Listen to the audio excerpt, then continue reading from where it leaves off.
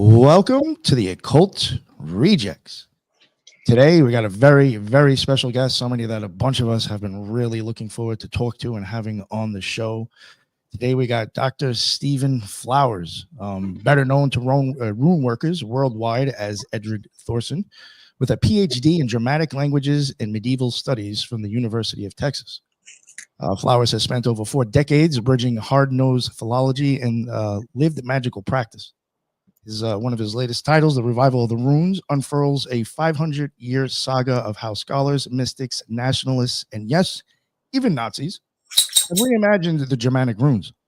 Along the way, he calls for a new integral runology that reunites academic rigor with operative craft.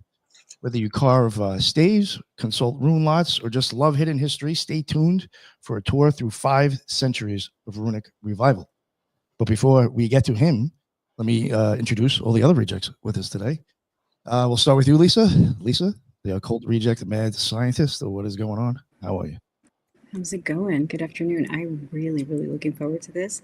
Thank you for inviting me on, and the fellow rejects. And I'm very much looking forward to the discussion with Dr. Flowers. We've kind of come across him several times and looking at different books. And, it was always one of those things. Can we get him on? Like, is it okay? Can we get him? Will he say yes? So we're very excited. And thank you for inviting me on. The only thing I need to plug is occultresearchinstitute.org, where some of our fellow occult rejects have contributed to the website, some literary work and research of their own. Thank you. Awesome. Thank you very much. Yes, if I even do remember correctly, when I was practicing the occultant in the OTO, I even went through, I think, his old 87 or his late 80s book was on runes. So to have him on the show is even just like, what the hell? So, but thank you very much for joining us, Lisa. And we got Jin the Ninja. What is going on, sir? Thanks, boss, for having me on. And this is an amazing, huge honor. Thank you so much, Nick, for inviting me on with of course, my fellow rejects and Solar Exile, who I guess is like a reject for today. So if you want to follow me, you can follow me on X, Twitter at Wukong Reborn, WUKONG Reborn, at Threshold Saints, which is both IG and X for the show account. And I have Robbie Marks and Nick will be on the next release, Coronazon. So that is coming out, Book of Enoch Part 3.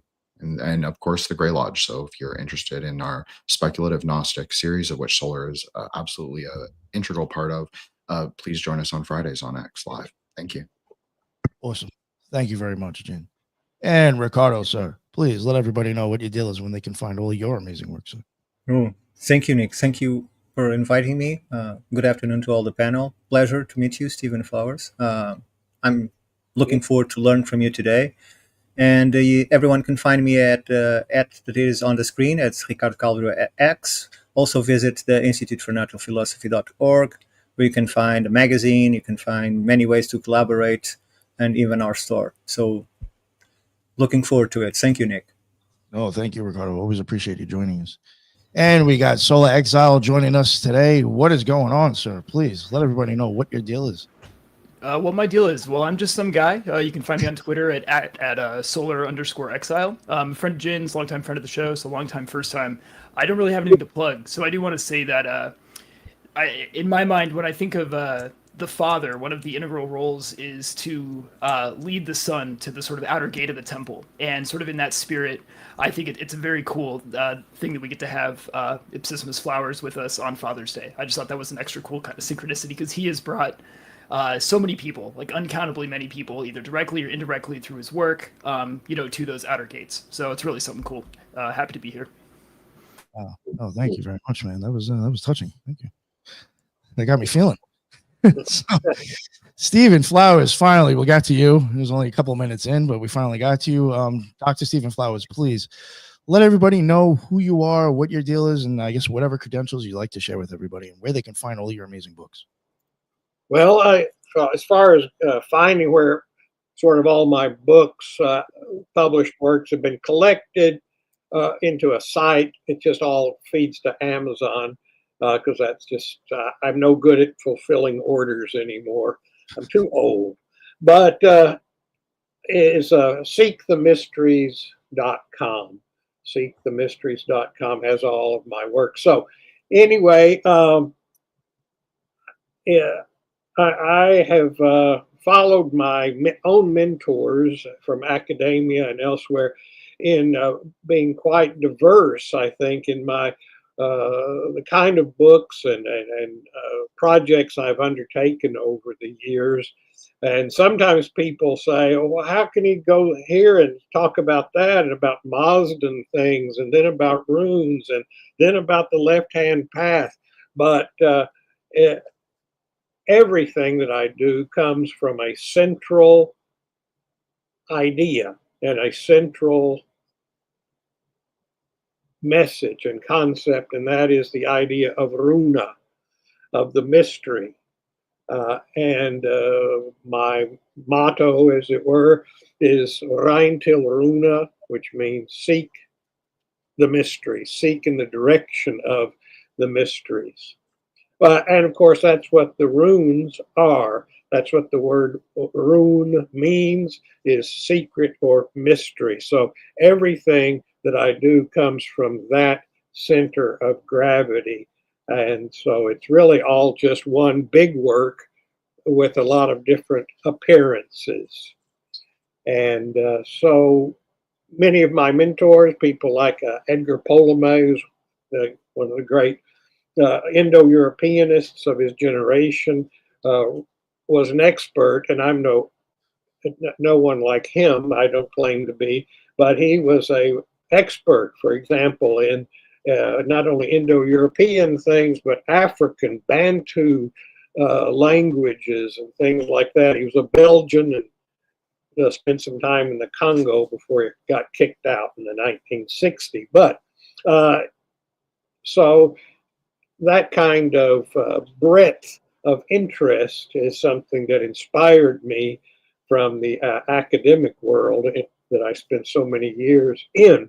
And so that explains why there are so many things and appearances. My teaching, people who taught me and showed me the way, as well as this idea of mystery, which is universal, found everywhere in every culture, except insofar as this Odinic paradigm, this Odinic archetype makes this concept and this thing the central focus of this archetypal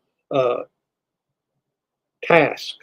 So it is most fitting to and most illustrative of this quest to look at things through this lens of the Odinic archetype. And mentioning my mentor, Edgar Ptolemy, he was a great expert in the field of the god Odin and wrote articles on the subject, most of them in French. But anyway, he showed me the way in many, many ways that on how to think about things. When I went into school and started studying religion and comparative religion and mythology and all of that sort of thing in an academic setting, I was of the opinion and feeling and thought, as anybody kid might have been in 1973, thereabout, that somehow paganism was about nature worship. And I see this debated on the internet even today. And this is like the most ludicrous idea one can imagine. It's something that has been influenced by 19th century or earlier critics of paganism and pre-Christian religion, that the pagans worship nature, but we worship Christ and the spiritual, and that's the higher, and they're the inferior, and so forth. But when we really look back at pagan thinkers, they, whether they are the mythic kinds we see in the Edda in Old Norse poetry, or we look at Greek and Roman philosophers, in every way, in every dimension, these people had much more insight into the world beyond nature than any Christian could ever muster. And paganism, the pagan thinking was Christians thought, well, these people are like studying science and doing all in philosophy, and we just simply believe in Christ, and that's all you need. That kind of attitude and so forth. But he, without me asking him a question, it just quickly knew exactly the question that was on my mind. And he said, absolutely, the pagans, the ancient Germanic people, are not nature worshipers.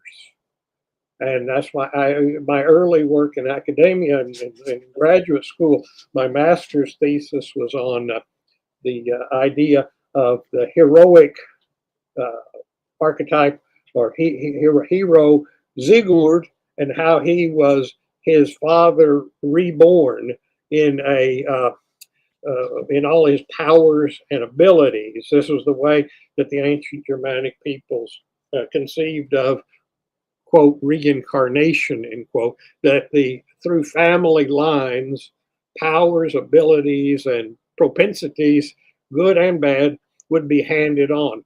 That's like so obvious, or should be, that they're picking up on things that we identify as genetics and other things. But there was a whole psychology or anthropology, better put, in the sense it's studying the whole human being, both physical parts and so-called spiritual parts, all a sort of spectrum of concepts and organs, if you will.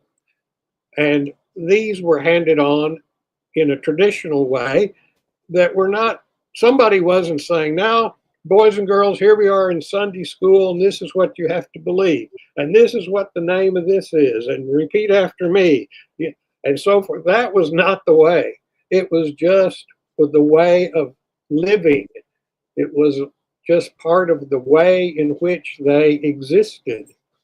And it's those things which I studied, and in so studying these things, the cosmology, the psychology of our ancient ancestors, studying them deeply enough is tantamount to a profound conversion, if you will, because you embody, you absorb these basic concepts. You're not thinking about something, you're thinking from within something. And so that is how academia and, quote, the occult, end quote, gets fused, in my experience as a young person, when I was around 20 years old, But I was so lucky, it's a luck more than anything else, to have the interest that I had, which was in 1972, 3, etc., was very common, much more common than now, as far as just people who really weren't that enthusiastic about it. It was just in the air, it was everywhere. This kind of interest in what we call the occult, mysticism, magic, etc. It was harder to find because you didn't just click something on the internet and find out things. You had to know somebody, you had to spend a lot of time, effort, and so forth. But it was, that kind of thing was in the air, a lot of people. But I happened to have interest X, and then to find myself in the place and in the environment of exactly the persons and place where this kind of thing could be accessed in that academic world of the University of Texas at Austin in the early 70s, where we had a Germanic languages department with Edgar Polome and others who were dedicated to this. And this mentor of mine, Edgar Polome, many people will teach even today in the academic world about Vikings. They're more popular than ever, obviously. But people usually treat it as a hoot. You know, it's like, can you believe these wild and crazy guys that do all these things? And aren't they wild? And they're like bikers or something. And they're your professors. Now, we had those too. Treated this whole world as a kind of a bizarre, unbelievable, wacky, out of control bunch of heathens, you know. It's funny, but no, that was not the way I was taught. It was taught that these things that we are studying are serious, important, and meaningful. This is the root of who we are and who we'll always be if we are true to ourselves. And so that kind of attitude of serious, important, meaningful study is something that even if you can find people teaching about this sort of thing in the academic world, very few, if any, have a positive attitude towards the subject matter. And many times it's treated as absolutely, well, it's being forbidden. You know, it's being, the University of Texas today, it was the place where Ptolemy taught, where Lee Hollander, one of the most famous translators of the Edda from the 1920s, was a professor there. And now you can't even, they don't even teach Old Norse anymore. They don't teach it at all. Because it's, well, you know, forbidden. It's old, dead, white European men. And that's what they say of it. And so, therefore, we're not teaching it anymore. They won't come out. I've asked, so, you know, why did it disappear? And that question, when I ask it of someone, is the last time I ever speak to that person. They'll never answer me or talk to me again before asking that question. That's what happens. So, Stephen, if you forgive me a question, because I'm relatively new to this, but I would like to ask. So, in your perspective, all of this myths and all of this that sums up and goes into and has the runes in it, you don't think that its origins came from an animistic view where the runes itself are embodiment of the power of nature in some object, for instance? No. No? It is the symbolic power. These runes were invented by a single man.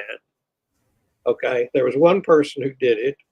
We don't know who it was, but it was probably around somewhere between 200 BC and around the turn of the epoch in that area. He was a poet, a storyteller, a mythographer, and so forth. And that's why this Odinic god form is the god form of the rune using culture, if you will. These things are symbolic of things which are eternal and beyond the experience of the mundane. If you see Old Norse cosmology, where we see it most exemplified, you see these different worlds. People say, "Oh, Thorson or whoever is imitating the Kabbalah or something," and say, "Well, no, you know, the great Kabbalist." And I studied that sort of thing when I was young, and at the university. I took courses, a great course, you know, in Jewish mysticism. I studied it quite a bit, and so forth and so on. And it turns out that when you get into the scholarly part of it, the whole tree of life thing, for example, was not really codified until the 1200s in Spain. It's not something super ancient, but it is it's sort of in the tradition, but it doesn't get that sort of codification till then. And that's you read the Edda and you see they are describing worlds.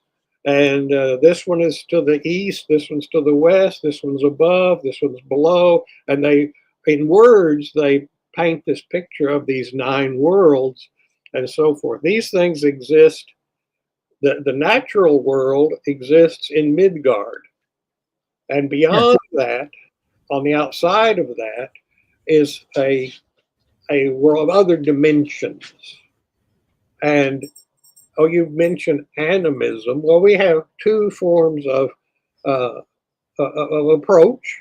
And animism should rarely, if ever, be mentioned apart from another concept, which is its twin, which people rarely talk about, and I hear in these discussions, and that is dynamism.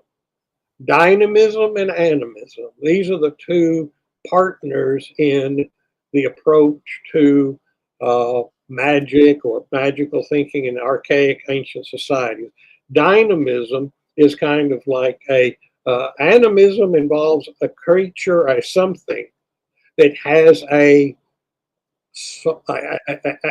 kind of identity. That's why they are characterized under the symbols of animals, dwarves, elves, etc. They have an animus, a kind of a spirit or soul. And then dynamism, something which is a dynamistic power, is something which is like electricity. It's analogous to electricity or gravity, or it is an impersonal force. May the force be with you. It can't be bargained with. It can't be communicated with. It can only be used using a certain, quote, technology, end quote. And these are not separate. They are part of animism. What you're describing is a part of the animism. So if you go to the descriptions of the Norse mythology, all of it is animism. Is the land, is the power of the land, is the power of the creatures that emerged from the land. Emir itself became the land. Well, but you have there's a separate concept of the power. For example, the haminja that a person has, their luck, is something which can be, you don't pray to it or bargain with the haminja. You build it through action, or someone gives you this as a gift. Haminja can be laid on someone, and it can be that thing which is inherited, as is the thing which is inherited from one generation to the next.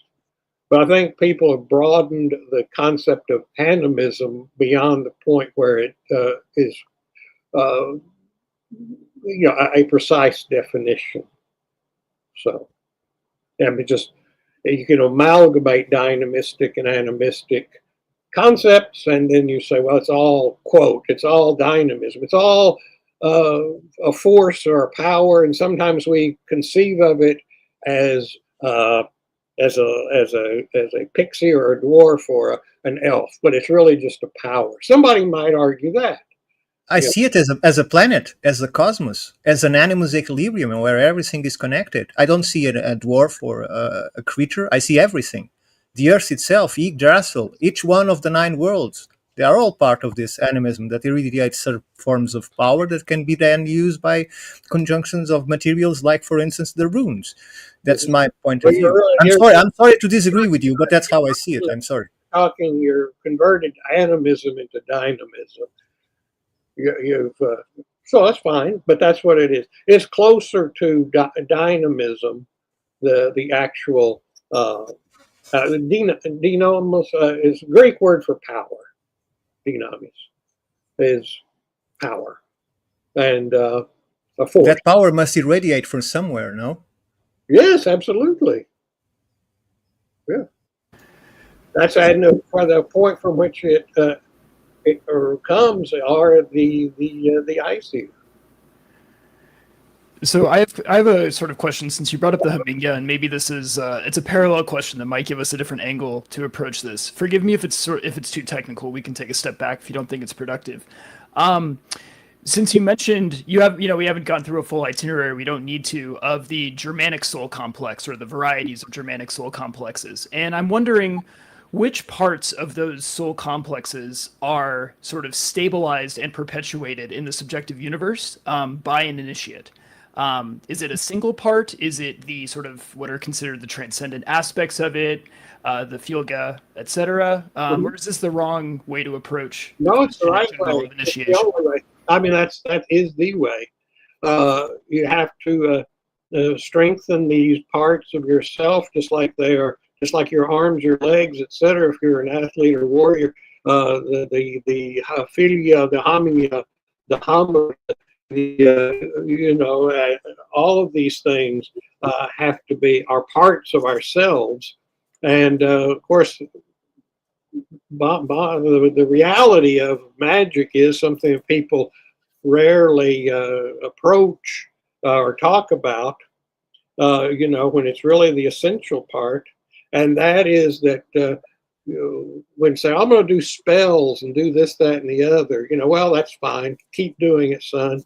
Because that'll render a person pretty not dangerous. But until you say that this is how magic is done, you have to get the god, the spirit, the demon, whatever you call it. You've got to come into possession of that. It could emerge from within yourself, like the philia, and you make a bargain, a union between you and this thing, which is irrelevant as to whether it's part of you or from somewhere else. It could be either or both.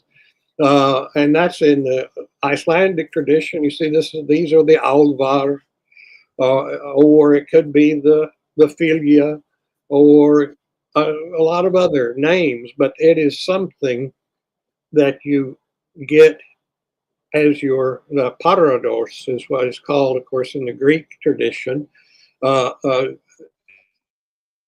helping spirit, if you will. And getting that and gaining a relationship and a union with this thing. This is what Crowley called knowledge and or others before him, but what he focused on, knowledge and conversation of the holy guardian angel. And this is something, and of course, this is what I'm writing a little study about Crowley and how he, in the famous words of Maxwell Smart from the 1960s, if anybody's old enough to remember, get smart. One of his little catchphrases is, missed it by that much. And Crowley, of course, used, his predecessors had used this so-called bornless ritual, which had come from the Greek magical papyri. And it is not intended for the purpose that they were trying to use it for. However, there's a half a dozen other rituals in that body of which is precisely, pragmatically, and fundamentally intended for that sort of working, to gain this entity as in making it part of yourself. And I just recently finished, it's going to be published by Arcana Europa, a translation, a new translation, is a translation that exists as an abomination, of linguistic abomination of the German magician, sexologist, and all the way around madman, Ernst Schertl. And he wrote a book called Magie. And this is one of the most honest, straightforward, pragmatic books on the subject of magic. And he just fills it out there right from the beginning. Just if you can, work through his prose, which is you've got to get this connection with, and he just says, with the demon, with the god, whatever, this thing. It can be different ones, different things. It's not all the same. It's not just one. It's your thing. It's something in sort of fate has intended for you or not. Most people won't. But until you get that thing, when you get it, all magic works. Anything works. I do a half-ass ritual. I just think of something. It works. And another person will get his sword and make it and get all these materials. Of course, most of all that stuff is put into these grimoires as something which ensures that no one will ever have magic that works. And you will always blame yourself because it says, well, if my sword wasn't long enough, or my Was it made out of the right material? I didn't make it on a Wednesday. my inscription was wrong on it, et cetera, and so forth. It's always something like that. You know, the timing was all that. That's all put there just to be sure you don't know the secret, which the secret is you get your helper, and then anything and everything works, or can work, as I point out repeatedly everywhere I talk about the subject. A magic is an art. It is not a science. So that motto, you know, the aim of religion, the methods of science is fallacious, because magic is an art. Science is something that if you, no matter who you are, subject X, Y, Z, scientist X, Y, or Z, it doesn't matter where in the world you are, who you are. If you do this experiment, it will work. That's science. That's what makes it science.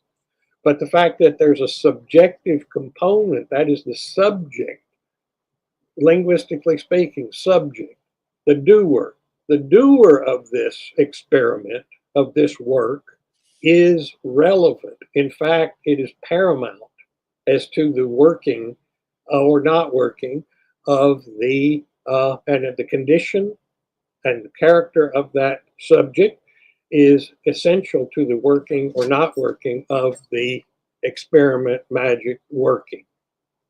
And so it is an art. Sometimes it's like, what was the chief? I can't remember the chief's name in the movie Little Big Man.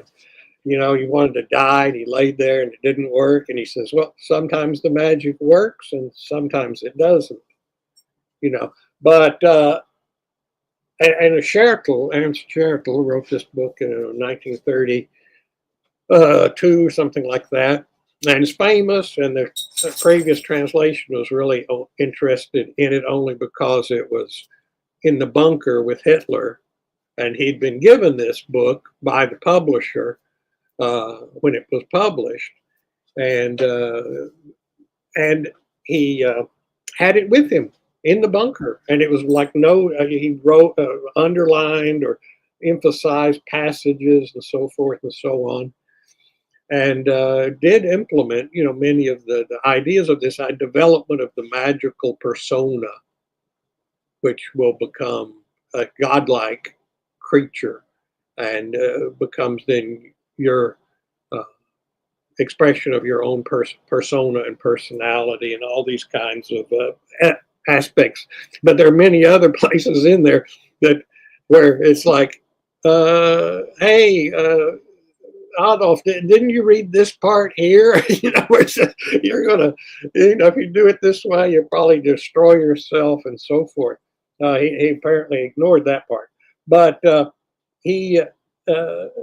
this Schertl is he's an interesting character. He met Crowley one time, this German person, a friend of theirs, a common friend, got them together to play chess. Crowley mentions him, and he says, oh, I didn't like that. He says, apparently he's a pretty a chess master and so forth. So just the way he talks, it's obviously who won that match. But, you know, he's a very interesting person, this Ernst Schertl guy. So that's why I spent this book is a comprehensive kind of introduction to his world, because I was really kind of annoyed by the fact that these other people are just seeing his work, this particular work, in the context of Hitler and Nazism. And the Nazis stripped Schertl of his PhD, and he had to like work in obscurity throughout the time because he was a total decadent in the extreme. He was more known as a sex expert on sexuality and sex concerns than he was of magic, you know, per se. But he did write this one extremely insightful book and did practice this idea. But this idea of getting this entity is I got this other book coming out called The Galder of Fjelach, the Galder of Fjelach, which means the magical fellowship in Icelandic. And it's about Icelandic magic and the pragmatic practice of Icelandic magic, illustrated in part through the folk tales about magic, which are extraordinary documents because these magicians in the Icelandic tradition, they have the stories about them, but magic happens in these stories, but they're not, when people think folk tales, they think of something like Grimm's so-called fairy tales. There's nothing of interest there for a magician for the most part, because things just happen, right? Like it's in a cartoon or something, like the fairy godmother shows up and waves a wand, something happens and so on. But these stories of Icelandic magicians, they give technical details and technical terminology about how the magic works. And it's not about turning somebody into a pumpkin or something. They're very realistic descriptions of magical workings and their results and how they make results and how people experience this, both from within the subject of doing it as well as the people observing it. They're very realistic, so they do give insight into the workings of this kind of magic, which I translated many years ago, the Galderbok, which is this sort of grimoire of Icelandic magic. So, but there you see that people are getting these entities. They're called different things. The Pookie, for example, is one. You will probably recognize Pookie. The Irish borrowed this word from the Vikings, and we get it as puka, right? But it's originally a Norse word, Pookie, and it's sort of an imp it's an entity, and if you get it and make it your friend and become one with it, sort of, then you can work through that power, and that's what you see in the Greek magical papyri. Also, that's exactly what early in this papyrus or that there'll be this working, which is how to get this spirit, how to get this parados, and there's a great book called Jesus the Magician, written by Morton Smith, who was I never looked at that book when I was younger because this is a hokey, what is that crazy? But it's really just a total a study of Jesus, the stories about him, and so, well, what does Jesus really do? I mean, every once in a while he'll preach a sermon to some rubes on a mountaintop, but otherwise he's performing magic. He's a professional magician. He's a wandering healer, professional magician. That's how he's making his, quote, daily bread, end quote.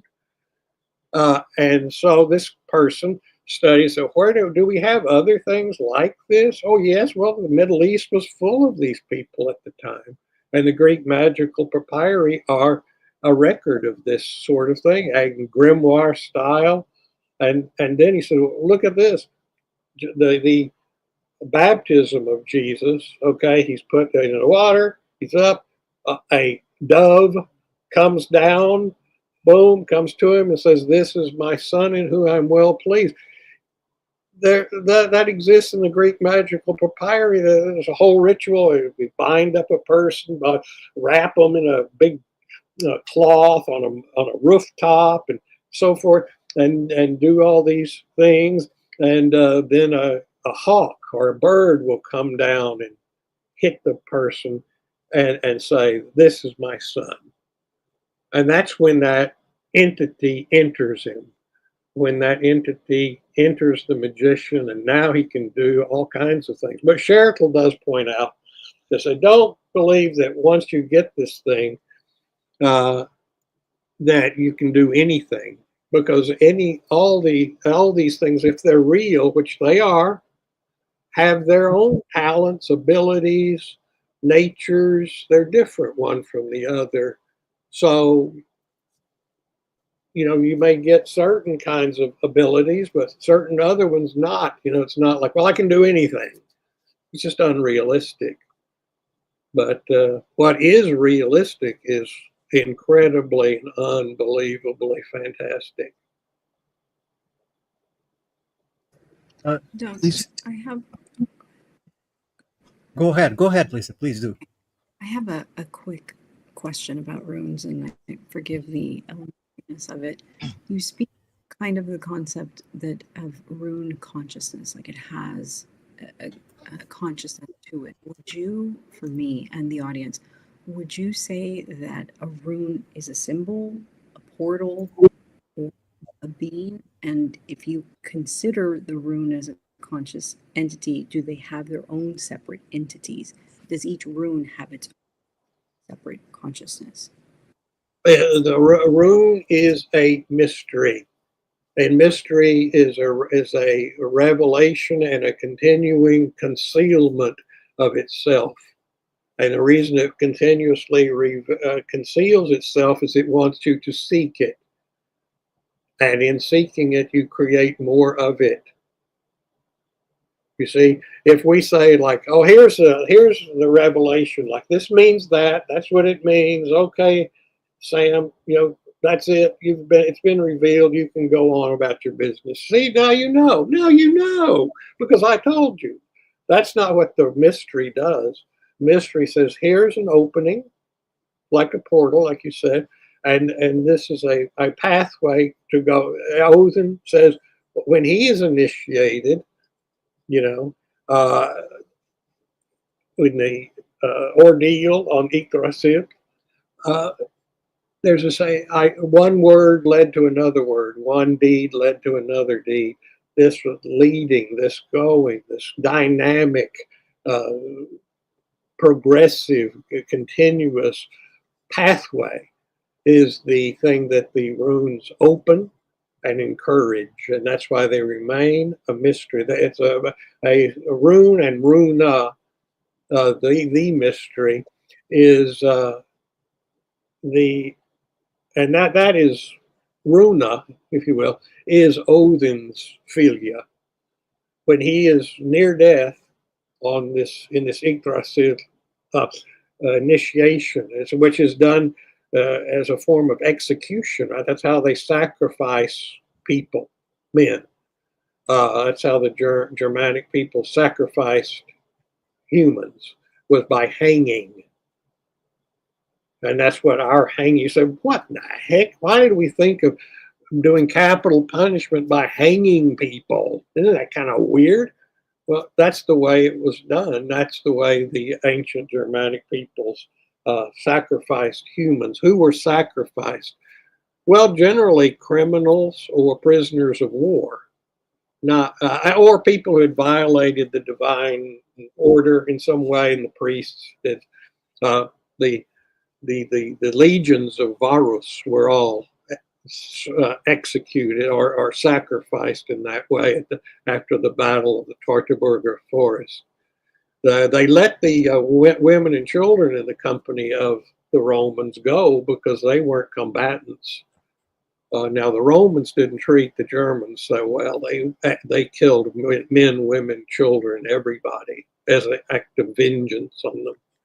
But so he is being executed. That's what's being described as this human sacrifice. He's hanging on a tree, the hanging tree, Yggdrasil. And, oh, by the way, that's how Stonehenge gets its name. A hinge, what does a hinge do? It hangs a door. It's a hanging thing. And that's what the Anglo-Saxons were executing their prisoners of war on this thing, which looked like a gallows to them, and that's how it got its name. But anyway, he gets near death. He's getting near death, and instead of dying, he meets his filia, then becomes totally and absolutely empowered through this connection, through this union, if you will, with this contrasexual entity, this Filia Runa, the mystery. And she is always what mathematicians would call an asymptote, an asymptotic thing, which you can see, you can get towards, you can get close to, but you can never possess totally. You can get closer to it, you can get more together with it, but never absolutely, because she keeps pulling you on. Final part of Goethe's Faust famously says, right, when Goethe's Faust is not damned, but is saved in the end. But saved by whom? By God? No. By the spirit of the woman he had betrayed in life, Margaret, Gretchen. And he says she lifts him up, saves him, if you will, and he's saved by that woman who had been in life, Gretchen, who is the eternal feminine, which pulls us ever onward. Das ewig Weibliche, the eternal feminine. And that's, Goethe was not studying Germanic mythology, but he might as well. He had an intuitive mind that could grasp this concept. But so that's what all of that sort of thing, that's what each one of these runes is. Now, you see that the order, people break their heads over the order of the runes. It's not really that hard once you. Every one of the runes are dyadic. That is Fehu, Urus. They are similar things. Fehu is a livestock. It could be a cattle or sheep or whatever, Fehu. And Urus is a wild bison, a wild buffalo type creature that is wild. They're both bovine, right? Fehu, Urus, but they're differentiated by one principle. What is it? Tameness or domesticity and wildness. So they're the same and they're different in that way. Then you have, Urus, Thurisas Ansus, a giant and the god. They're similar. They are spiritual entities, archetypal powers, whatever you want to call them. But one is destructive and is bad, and one is divine, good, and so forth. So, Thorisas Ansus. So, and it goes like that throughout the 24. So that that's the poem, if you will. It's like it's a classification system, and that's where you see that people say, well, Germanic peoples must have invented these runes. Well, they did, absolutely did, but it wasn't like made up out of nothing. It was based on the Roman alphabet. I mean, not the order of it, but just the idea of it. That's all a clever guy has to hear. It's like, look, make a sound, you make a sign, and you make all the sounds you have. You just got to think about it, and then you put them all together. That's why you think, weren't those ancient Egyptians or those ancient Babylonians smart enough to do that? Oh yeah, they were, but they didn't want to do that because everybody knows the computer nerd who has proprietary knowledge, right? Keep things as complex as possible. They can never get rid of me. They need me to make their records and so forth. So we're making a writing system that's is baffling in its complexity, cuneiform and hieroglyphics and so forth. When the Greeks just figured out, make a sound, make a sign, that's it. Every sound you make, put a sign, and that's it. That's all we got to do, and that's writing. And they did it.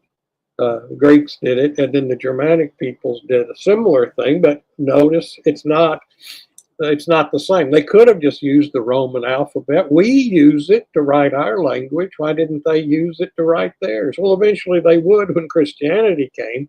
But before that, they had their own thing that somebody put together into a system which had a lore attached to it, which had a different order, which had an internal poetry to it. And that's why these people were the poets, storytellers, and such of their world, and continued to be so till as long as there was a living runic tradition. That's why my book about the revival of the runic tradition is really not about the older times when it was intact and it was an initiatory body of material. You see, because when you think about runes were used for 1,000 years or more among the Germanic peoples, and no more than 1 or less than 1% of people were ever literate in runes. Just the presence of a runic inscription caused awe and terror. You know, just the looking at it was awesome and unbelievable. You know, we were really taboo. You stay away from it. It's only the few, very, very few, could write. It was not intended, and for all those centuries, it was not used for a pragmatic, practical purpose. You know, ever. Not until the Middle Ages, a little much later, when the Latin alphabet was also in use at the time.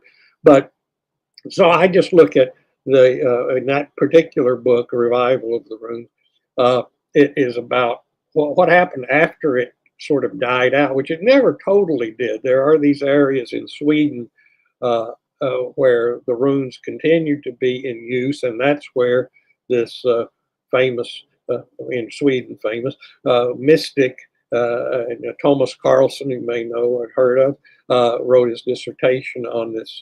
Which he wasn't alone, there others have written them, on Johan Bur, or Johannes Boreus, who went out into the sticks and found people who knew how to read and write runes, and so they started to interpret these thousands of runic inscriptions, which are to be found in the Swedish countryside. There are thousands of them, 5,000 some odd runic inscriptions on stones.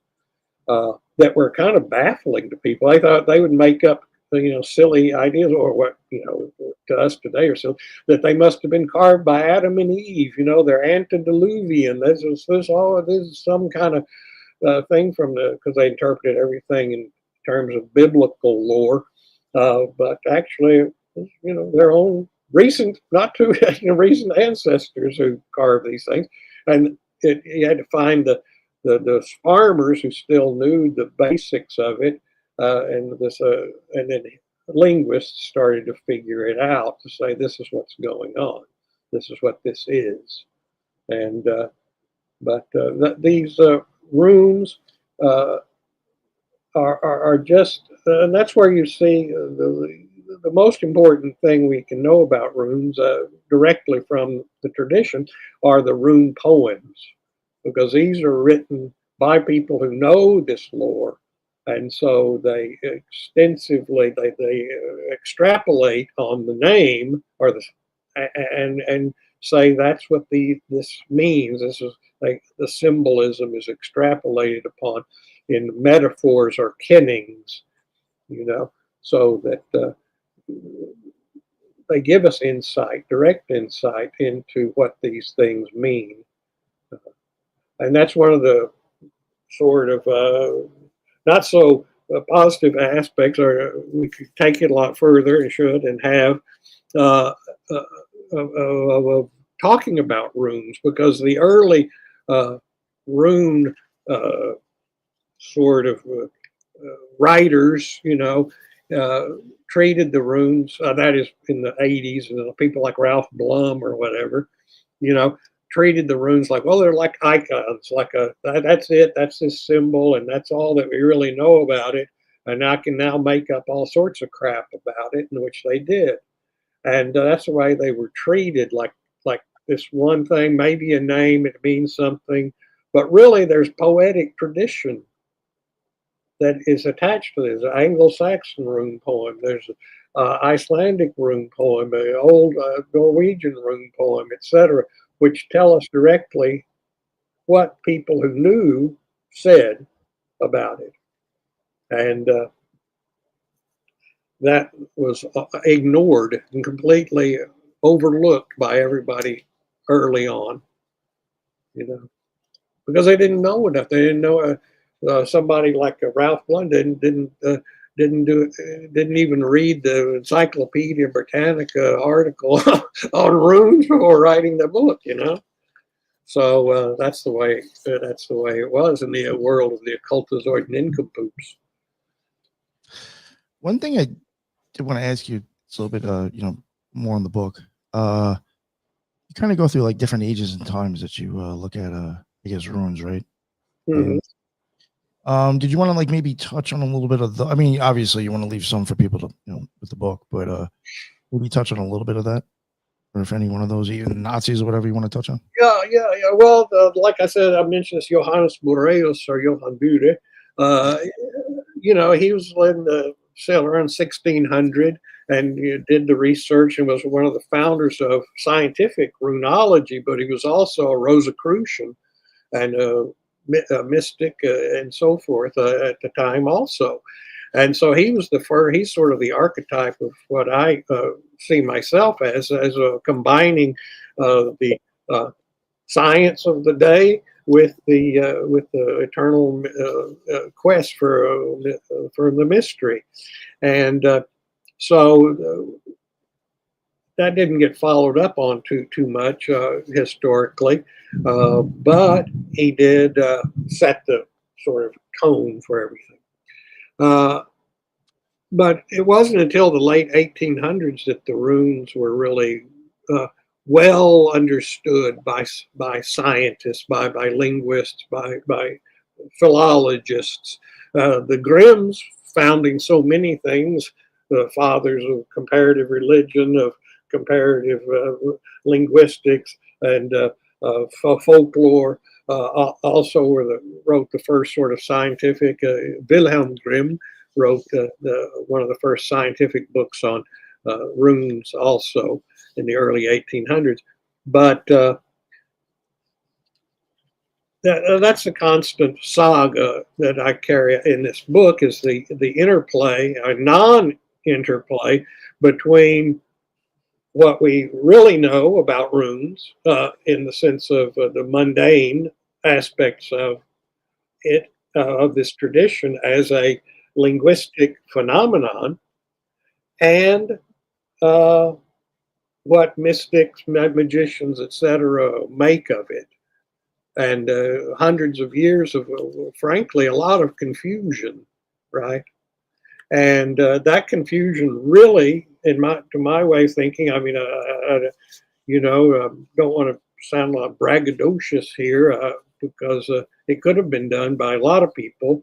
But the point is, it was just never done until I did it, which is to remarry these two things together, which had been, for his day and time, put together by Johan Bur around 1600. But never since then were the two impulses put together. And the podcast here is called Occult Rejects. Of course, that you must know that in a way that's a redundancy, right? Because occult knowledge is rejected knowledge by definition. Okay, you know that. But on the other hand, within the orthodoxies of the occult or whatever, you could have people who are not rejected, who are orthodox and are towing the line, with what the group says you ought to think, believe, and do. That's one of the things you are at the present moment are speaking of, one of the greatest rejects that you'll ever speak to, because I'm rejected by everyone.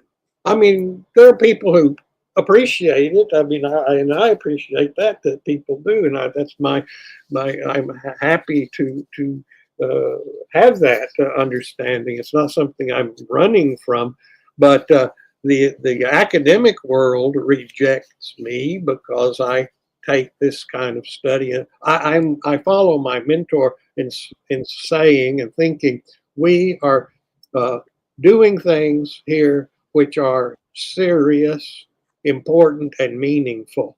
And most academics today, when you got into whether you're talking about a Viking or a rune, is saying, oh, it's a bunch of silly nonsense, but it's a great way to make a living.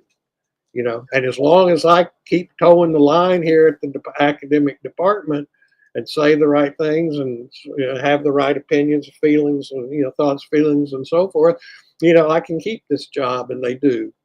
But that's I'm rejected because I think it means something and it's important and meaningful in the academic world. In the occult world, I generally rejected because I have this notion of authenticity and the idea that it's something that belongs to us, that it's just this idea that's politically incorrect to say that the body and the soul and the spirit are unified. They say, well, that's fine as long as you're talking about you here right now sitting in the yoga studio. But at the point where you say my father, my grandfather, and all of my ancestors are all connected and holistically connected to me similarly, that sounds racist to me. And that's interpreted that way. Once time, early on, my one of my lieutenants, if you will, my a Rune Guild member, went over to a place where Ralph Blum was giving a talk, selling his latest book. And I told this guy, Futhark had come out by then by a year or so. And I told this guy to go over to this place, this venue where this guy was speaking just across the street from the university. And when the question and answer part comes up, ask him if he's ever heard of Edred Thorson. And so this guy does that question. I'm not there. I'm going to show up later. And he asks him the question, and Ralph Blum says, yeah, I've heard he's a fascist. And this was like, a year or two after Futhark had come out. But I was already known, even before the book was published, in the circles of, the occult world, let's just call them whatever, with the Wiccans, the thises and the that's and the other things. And what it was, so this animosity towards me and my approach was there from the beginning. And the reason for this rejection and so forth is the idea of this authenticity. One thing people say, well, generally in the occult world, you find that there are people who have who like things to be extremely vague, and while insisting they are a tradition that's been handed down from the Stone Age, and we have the real tradition, and da da da da da. Well, it looks a whole lot like Aleister Crowley to me. Well, no, it's from the Stone Age, that kind of a thing. And so, as Azatru, the kind of was mentioned by one of the critics early on, is saying it's that religion with homework, because we say, look, we can find out important things, really meaningful, profound things by studying old languages and old poetic texts and so forth. They're right here. They've just been ignored and not used in favor of something that nobody's ever heard of before. I had a book. I have a book out, not a famous book, but a book called Hermetic Magic. You might have seen it. And I submitted that book to Llewellyn because I really wrote it for them. Carl Weschke and I were really good buddies, but nobody in his company liked me at all, but he did.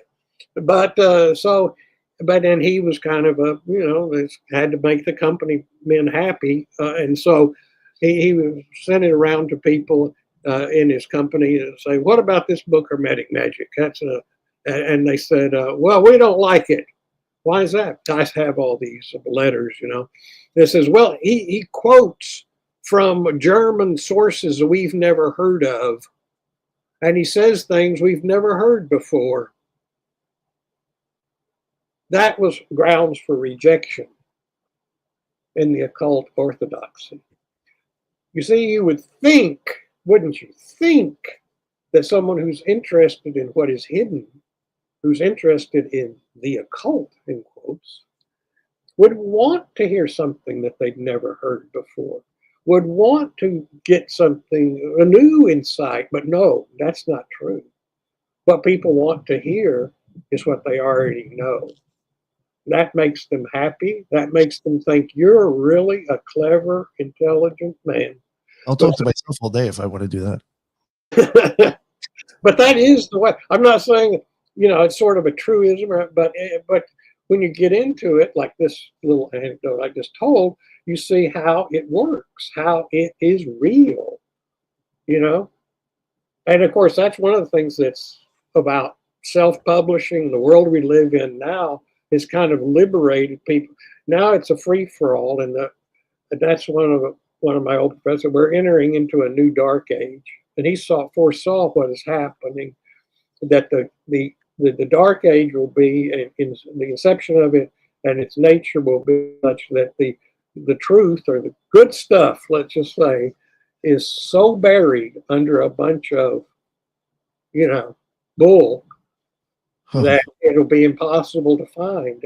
It's not that it's not there, it's that it's been swamped by things. And then who trains the mind of the young heads full of mush to be able to discriminate? That is eliminated also. The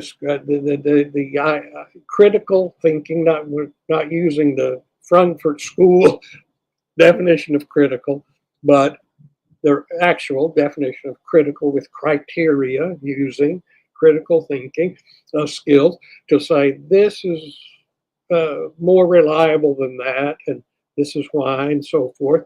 Those skills have been greatly diminished in our society. And the supply of craziness has been so amped up that I would say that professor was a prophetic man, saying we are entering into a new dark age, masquerading as in a world of enlightenment. Oh man, you just nailed it. Masquerading. Yeah. Yeah, but it's still, but I think that in the that it could be that that there is good things on the horizon, in the sense that's really the missing element is the idea of education, of training minds to think in the good old fashioned critical way, with good evidence and good theories and so forth, that get at the truth about what is meaningful, important, and so forth, that sort of thing. And then to that end, this is my greatest project coming up. I'm just starting it. A thing called the Wood Harrow School, in which now I'm 72 years old. I could not get a job in academia for the reasons I've kind of alluded to. But I wrote a lot of books, over 50 of them now. But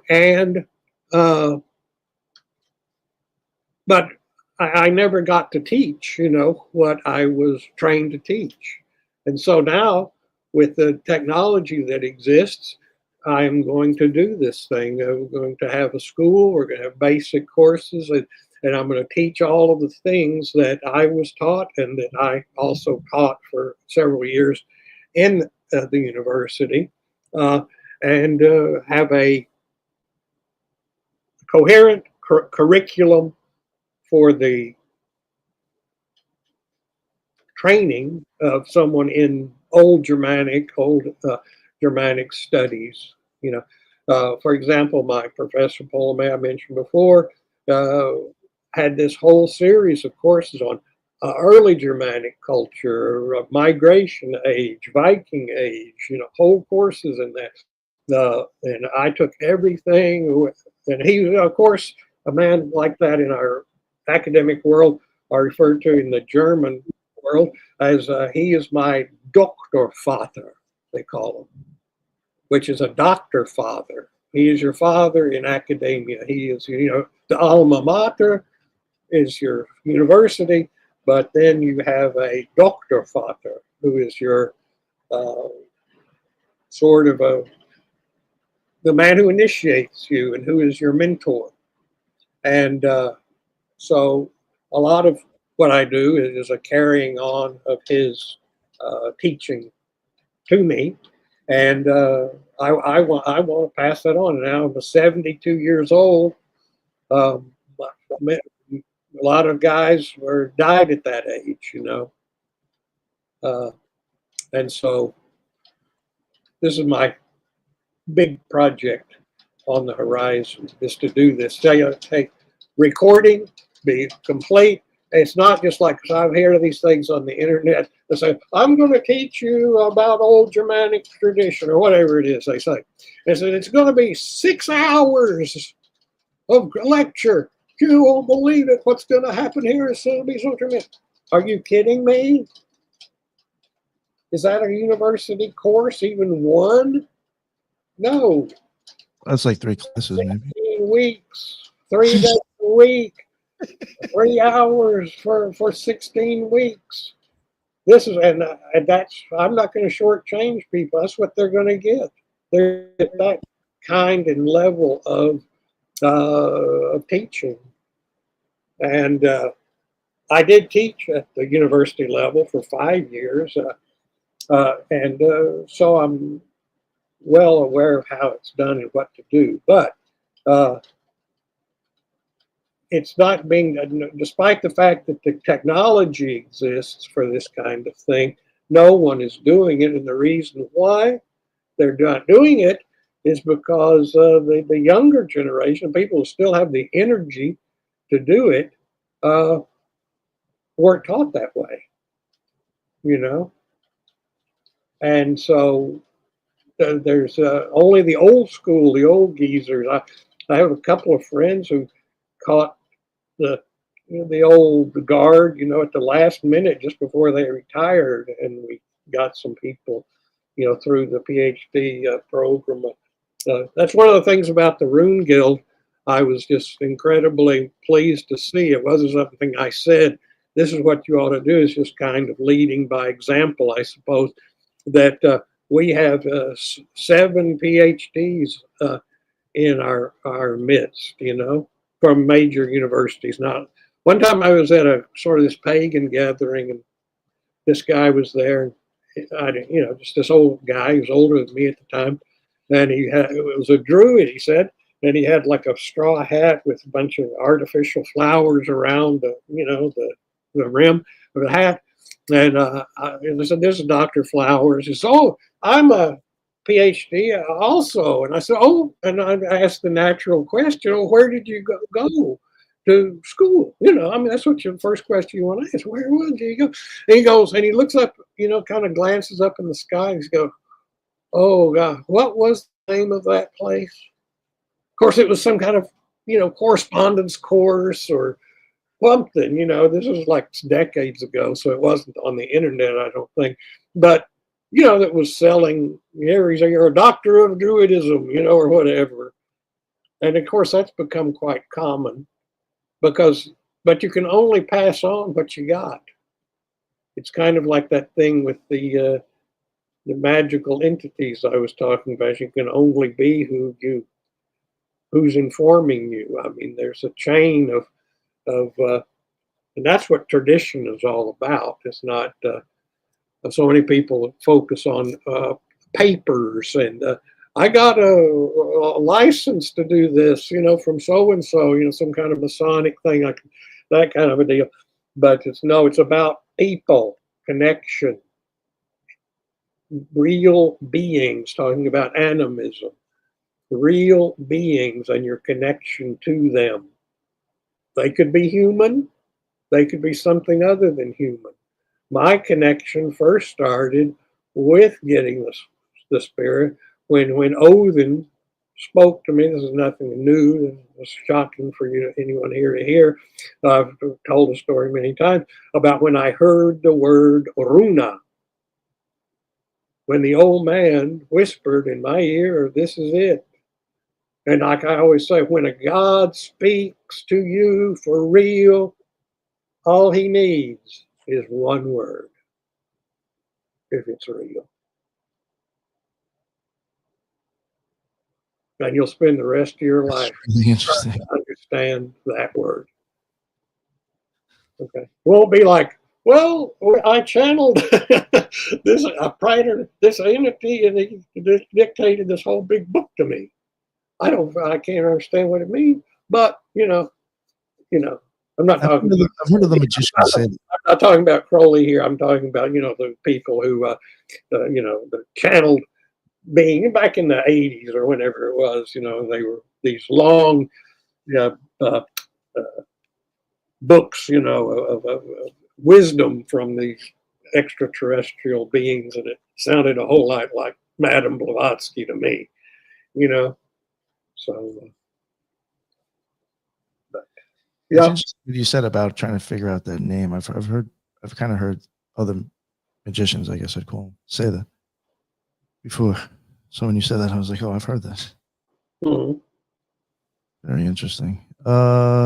Lisa, did you say you had another question about something? Yeah, Solar had another question. Had a question. Yeah, sure. I can jump in. Just real quick. This sounds maybe like a narrow question, but I think it actually has kind of broad application to magical practices and things. You've written it in a few places, particularly the one that comes to mind is in Futhark when you were talking about the Dagaz rune. You mentioned the mystery of Odin as being this kind of central. You've used the word omnijective, I think, elsewhere. This sort of omnijective point. At which polarities, dualities are sort of collapsed. And you've written about this not just as an interesting kind of conceptual idea, but as a point of experience too. So this is actually an experiential, state. And I was wondering, because immediately, based on the language that you used to describe this, it evokes the non-duality, the non-dualism that we encounter so often in an Eastern context. And I'm wondering if these things equivalent. And if they're not equivalent, what distinctives do we need to keep in mind to prevent kind of obliterating the particularities in homogenization? Mm-hmm. Well, there is, of course, a connection between the so-called East and West, and that becomes immediately obvious when one gets into Indo-European studies. And also, that is that the Veda, the Rig Veda, and the Edda are very closely related, not in substance, although in the Atharva Veda, there is a passage which is almost word for word a spell or a incantation that is, we know from Germanic magic, just about bone to bone and sinew to sinew and the healing and so forth. It's just almost the exact same thing. Because they are very close to one another. And so the idea that this East-West, sort of a 19th century when we discovered, the Europeans discovered the East, when they figured out, hey, Sanskrit is related to our languages and the whole thing. That there's really not, as I pointed out, or I tried to emphasize I think I did it in Lords of the Left-Hand Path, that there's really East and West is a false dichotomy. You could say China or, the Far East is different. But India and the Indian ideas about these dualities, the crux of your question, the idea of these sort of duality between the, let's just say any duality, is something that is a part of people's thinking about overcoming it, about experiencing it, about using it, but about it being there is something very close to whether you see the Germanic tradition is heavily imbued with this idea of duality. Look at the Yggdrasil, this idea of these 9 worlds and how they are arranged. Okay, so there is a upper world, Asgard. There's a lower, the hell, between up and down, between east and west, between north and south. All of these things are dualism. Okay, but they are not done to say this one is good and this one is bad. They are just kind of the sources of energy, right? Energy. When you like electromagnetic, electricity, magnetism, these kinds of things are sources of energy. What people, the moralistic, the Manichaean kind of perversion, I could give a bad name to a good word, but you know, the idea that that there's something good and bad inherent in up and down and east and west. And one has to be good and one has to be bad. Now, I'm a great fan of, I've written 3 books on the idea of Mazdism, the actual Iranian dualism, which was not good and bad, but it is good and bad, but it's not between the things that people normally think of as that way. That is, it's a moral dualism. This, even the most famous critic of good and evil, Friedrich Nietzsche, say beyond good and evil. Well, he didn't say, he was railing against 100 different things that he thought were bad and 100 other ones he thought were good. He didn't really go beyond the good and the bad. He was criticizing the idea of Christian morality, but not necessarily that there's nothing good about the slave morality. That's bad. You know, we don't want to have this other thing. So it was not really rejecting the idea of having a dualism between good and bad things, but rather simply between this idea of being morally good and morally bad. So this omnijective idea that Odin is one that doesn't say, okay, one is good, one is bad. No, they are both sources of power. And so you reach out from your central position to grasp the electro and the magnetic, and you grasp them and you bring them into yourself, and you charge yourself with these polarized powers. And so that is what brings this dualism to a point of as a source of power and of energy, not of moralizing between good and evil, rejecting one in favor of the other, etc. But we are full of, in the Germanic mythology, ideas of morality and good and bad and so forth. But we see in the person of Odin, the archetype of Odin, we see the sort of the real, a kind of a criminal, you know, I mean, but someone who has to take responsibility for his crimes. What does Odin do? Well, one thing, for example, he begins the world by killing a kinsman, Ymir, who is this giant who is the universe, as it were, the body of the universe, Ymir. But he's his ultimate ancestor. He's like his great granddaddy, let's say. And he looks at this creature's, this entity's world that he has, and he says, I can do better. I can make a better world than this one, than this swamp of degradation that you've got here, this chaos of nonsense.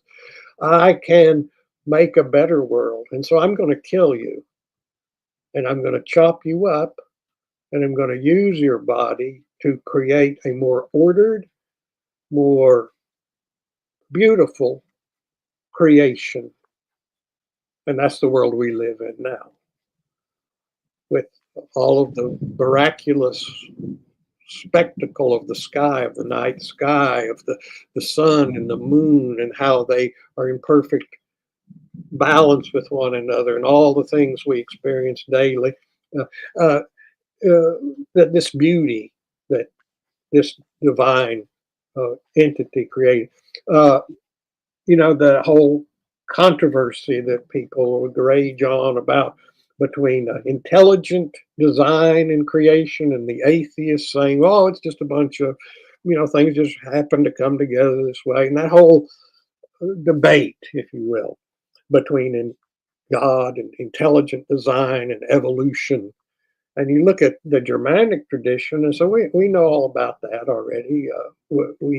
Us Vikings here that people in the academy make so much fun of, well, we know, yeah, evolution occurred without an intelligent design, and it went a certain way, a certain distance, but then something happened, and mind, consciousness coalesced and became an active force in the universe, and it destroyed what existed and recreated it intelligently. That's what the Edda tells us.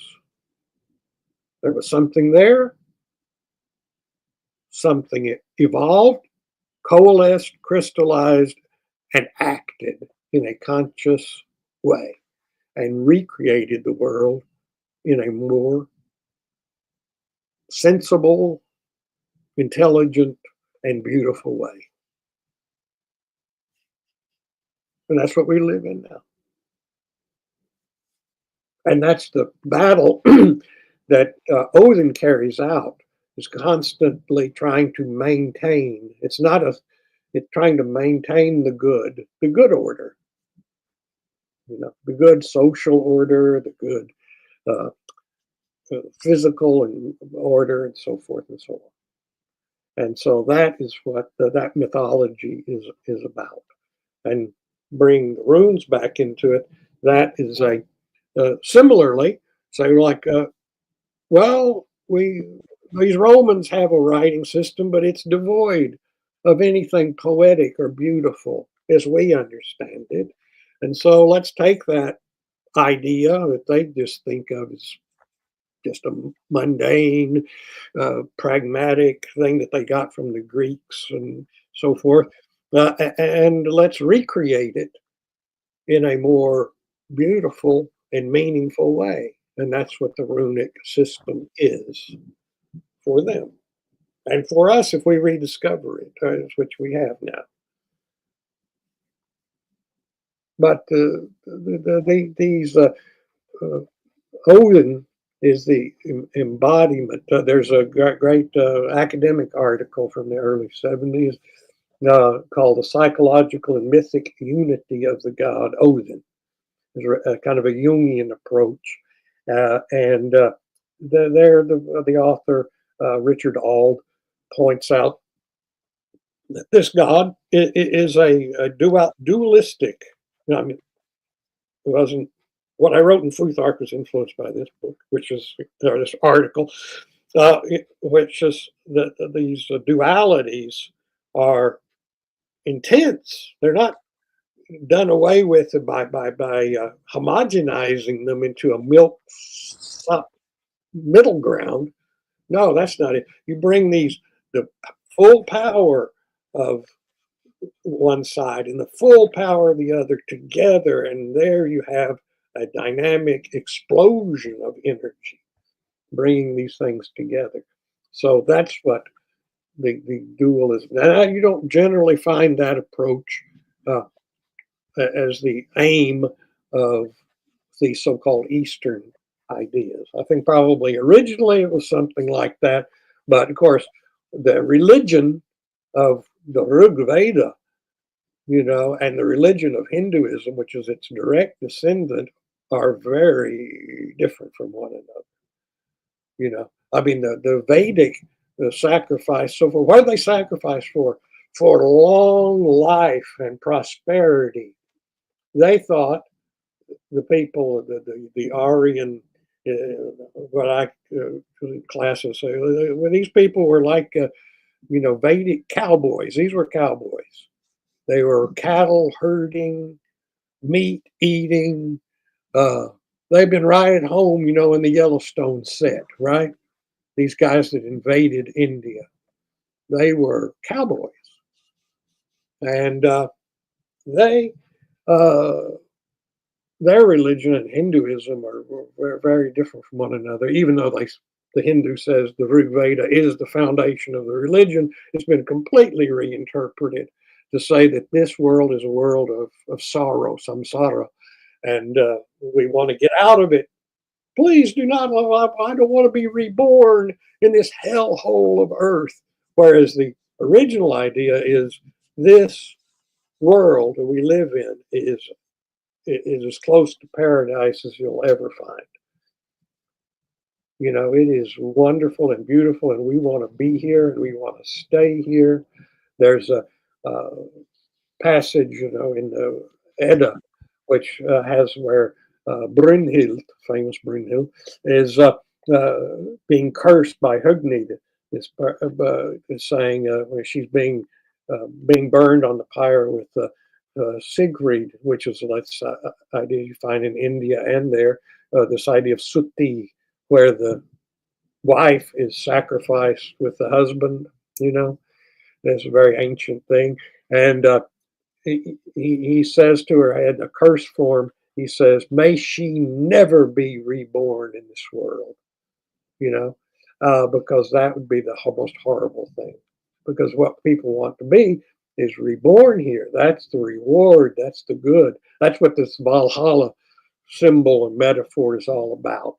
About, well, men they rise up and they'll fight and they'll die and then they'll be reborn the next day and start all over again. That's just saying that's that kind of life, that kind of dynamism, that sort of life force and living and being and is great. We love it. Where we are now, we love it. We want to keep it going. We want this to continue. That was their attitude. It's an attitude of not of getting away from this world, but we're staying here and being here, and that's fundamentally different. So that's one of the things where when you study the history of religion, you see that things haven't always been the way they appear to be, and a lot of things that you think are far apart are really quite close. The Germanic world, Celtic world, also was profoundly affected by the invasions of the Iranian peoples, the Sarmatians and the Scythians, who, when we think of Iranian, we think of the Persians. They really didn't, it doesn't matter what they looked like. But anyway, these people were steppe horsemen, the steppe people, which were like the original Indo-Europeans themselves. And they were there in Europe at the time, and Tacitus mentions the Sarmatians and the Germanic peoples. And but a lot of the ideas that they brought in and reinforced among the Celts and the Germanic peoples were profound. And some of the things about the cosmology and all sorts of things were Scythian or Sarmatian in origin, it seems. And one of the great sort of signposts of this is that the art form, the interlace art form and things we associate with Celtic and Germanic art are directly of Sarmatian origin, which are these Iranian peoples. And they had a profound effect. I wrote an article in the journal Tyr, which you may have heard of, about the Germanic and Iranian religions and traditions and so forth, and their comparison. Many huge, just catalog of details about, the roosters. I just got a rooster. A friend of ours died, and he had a rooster there, and so we brought him home. So I've had this rooster for a while. So I named him Parodarsh, which is the Persian word for that. He foresees the dawn. These, I learned that the roosters start crowing like hours before the sun comes up. They're not responding. They know it's like a couple of hours. He starts about 4 o'clock in the morning. And that's what this thing is like. The rooster foresees the coming of day, and it calls people to action. And that's what you see in the Edda and in this Iranian tradition in the Avesta. And that's the power and the meaning of the rooster. This is just what appears to be a trivial, thing. But you find that they were extremely important to the Iranian peoples. The Greeks called the rooster the Persian bird. It was so important. But but these kind of little trivial things that you'll see this one after the other that you find in the Norse tradition and in the Iranian tradition, which seems so far apart. People say, well, how could it be? It's crazy. No, it's not. Because look at that, the Sarmatian, they were intimately involved. There's a whole book on, the whole Amazon, the Valkyrie idea, right? Because the Sarmatian women, for example, so the custom went, had to kill a man in battle, an enemy man in battle, before she was allowed to marry. It's obviously a eugenics program, right? That only a woman of that caliber, that's the origin of the Amazon mythology. Also, the Scythian women did the same. So, they would be warriors. They were warriors. And that's this idea of the Valkyries and so forth. They were real. And women were, in the Viking Age, did fight. And they did that sort of thing. So these kind of, you won't find a Greek woman doing that or a Roman woman doing that. That would just freak a Roman dude out, except a Spartan woman, maybe. But, for the most part, that is taboo. That is just unbelievable. That can't be. But the Norse people, that was fine. That was, and that's that link. It's not just Indo-European. It's a specific kind of connection between these Iranian people. When I use the word Iranian, it's like this big, giant world. Scythians and Sarmatians are not like the very different culture, from the hyper-civilized world of Persia. But same people, same group. But so these are. It's always important to realize. I think the history of these ideas and how when historical information can say, oh, this is not. This is understandable and quite clear, stuff where these things come from and how they evolve. But only in later times does it seem that it's unbelievable. This is ridiculous. This is Art Bell stuff, this is crazy. This can't happen. No, it's just an ordinary, pretty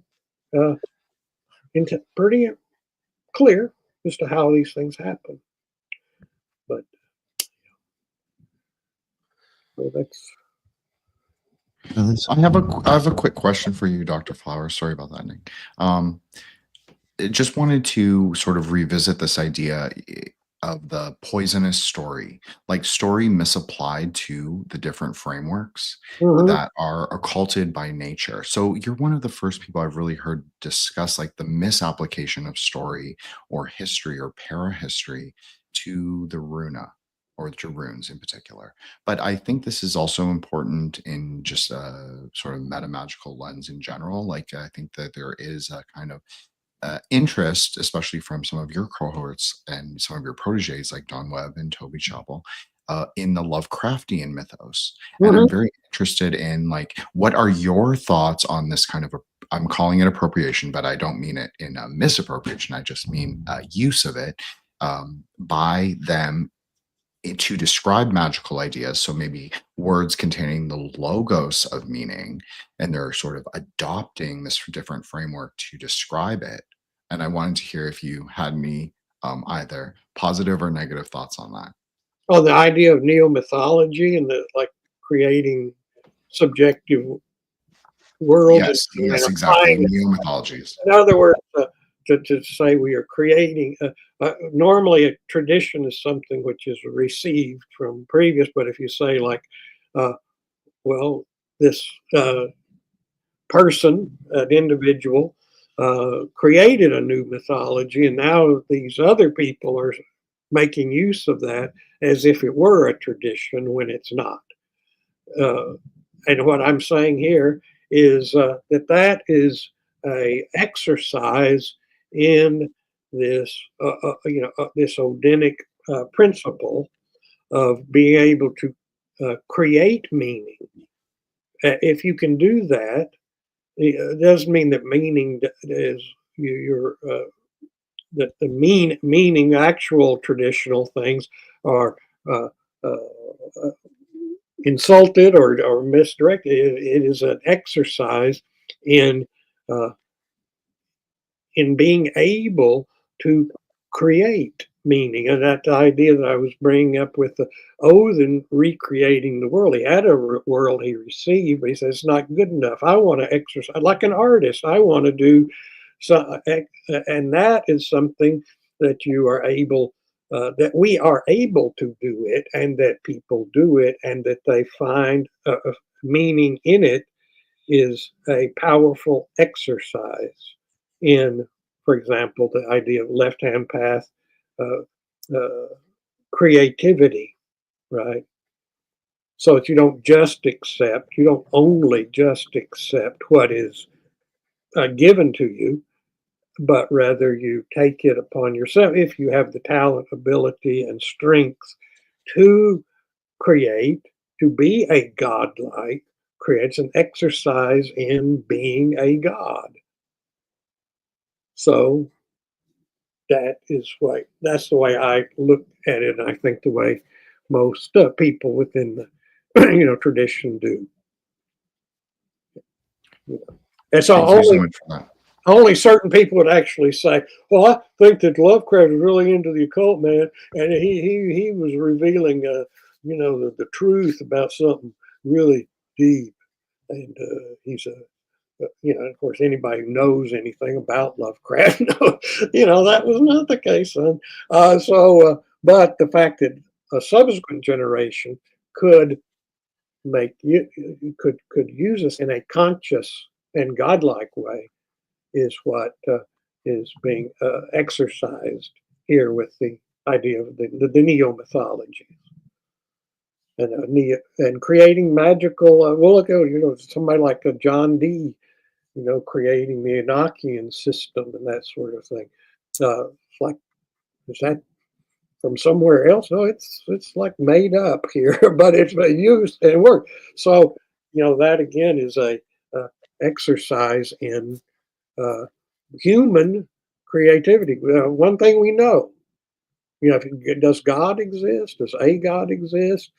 Well, sort of the Setian answer is, well, yes, that does, because you have intelligence, you have consciousness, and he has it, and she has it, and where did it come from? It must have come from somewhere, and we all got it, or most of us got it. If we could, it's like Benjamin Franklin, you have a republic if you can keep it. You have consciousness if you can keep it, develop it, and strengthen it. But that is the thing that we say that we have that power. And it does just because we have the potential for that power, and we have the possibility of being able to exercise it in a beneficial. I mean that that it is a way in which it helps us, doesn't just make us crazy. It can also do that. That's why, like Michael Aquino said, black magic is dangerous. It is dangerous. And people say, oh, you'll be destroyed by the demons. Well, you could be, but they're probably demons of your own creation, But being able, you got to be able to handle the explosives that you're using, with care and wisdom, and to make it so that it helps you and doesn't hurt you. And that's why a lot of people say stay away from it. Just don't risk it, right? And of course, like I said earlier on here about the grimoires and that sort of thing, about saying your sword has to be so long and this kind of that was just the the seals on the systems involved, so that people say, I'm not going to mess with this. It's too complicated. It's not. But that fact is something doesn't help you, but it can be much simpler. Well, much harder, but much simpler. So, does that answer the question about neo-mythology at all? Absolutely. And just a quick follow-up is how important do you think the Kemetic mythologies or the Kemetic system is to understanding Runa or the runes? Because we've heard this from several other people. You mean the Egyptian? Yes, excuse me, the Egyptian system. Oh, yes. Well, I understand what you're saying, but I just didn't, why, that's cool to use a more native term. But, yeah, well, I think that the Egyptian system is extremely powerful, coherent, and the problem with it is, numerous problems, and that's one of the things. Some Setians and so forth are the ones I really try to encourage, not directly, but is to discovering or rediscovering the actual. Nothing is more fraught with nonsense than Egyptian things, right? I mean, due to the history of us not knowing how to read hieroglyphics for so many centuries and people making up. Egypt was always important, from the Bible or whatever, always important and powerful and all those things. But most of the stuff that was said about it is nonsense, and it became codified nonsense over centuries of time. And so cutting through this to get back to the and a lot of it is of the Egyptians' own creation, not just historically, just like the role of Set, being like, oh, he's a demonic, terrible thing. It's like, well, no, he's our. And of course, it had a lot to do with because he's a god of foreigners, that every foreigner who came there, whether they were Hyksos or Persians or whatever, adopted him as their god, because that was the only Egyptian god that was acceptable to be adopted, because he likes he is a god of foreigners. You're a foreigner, so he's your god. Okay, we'll go with that. Whatever makes you happy, and just keep the peace.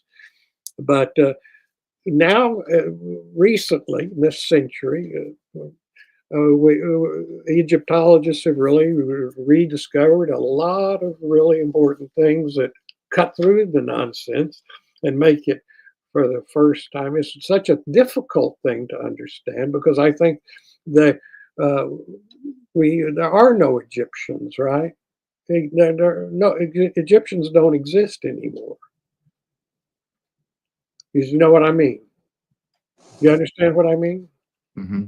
There's no one to really carry their There's no seed, you could say, through time or space. culturally. I mean, it was all cut off, and they died out, or they were absorbed.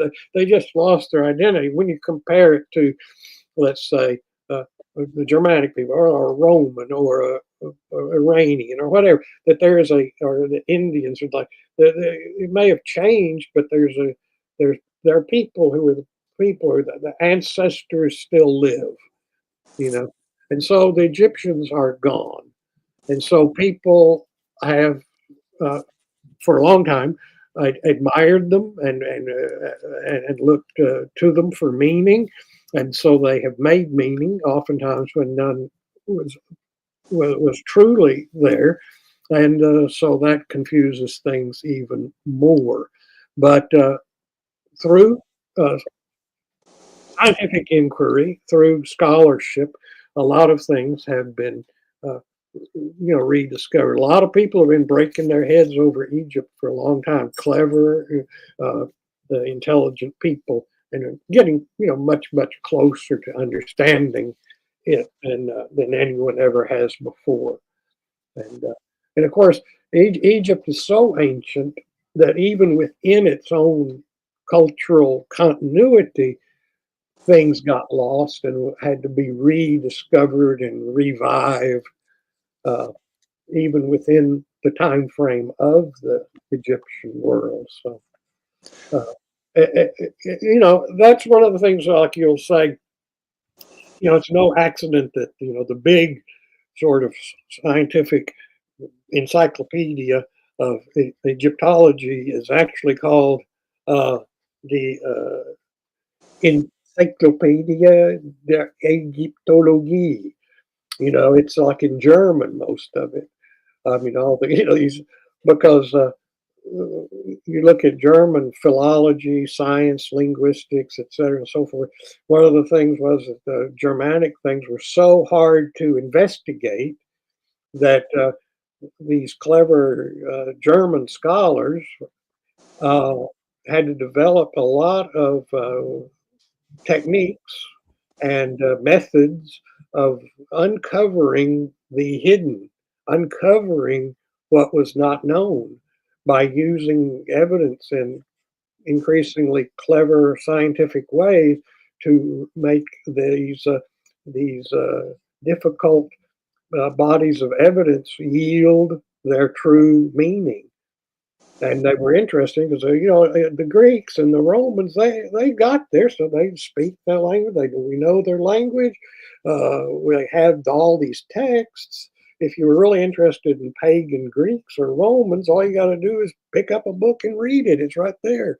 But we have to, the Germans, have to find the manuscripts hidden in Iceland somewhere, dig it up. And so in that whole process, they developed methods and of understanding difficult bodies of evidence. And that then became applied to everything, or whether it was studying the Babylonians or finding Troy or doing this, that are just applying these methods to all kinds of cultures. And so that's why,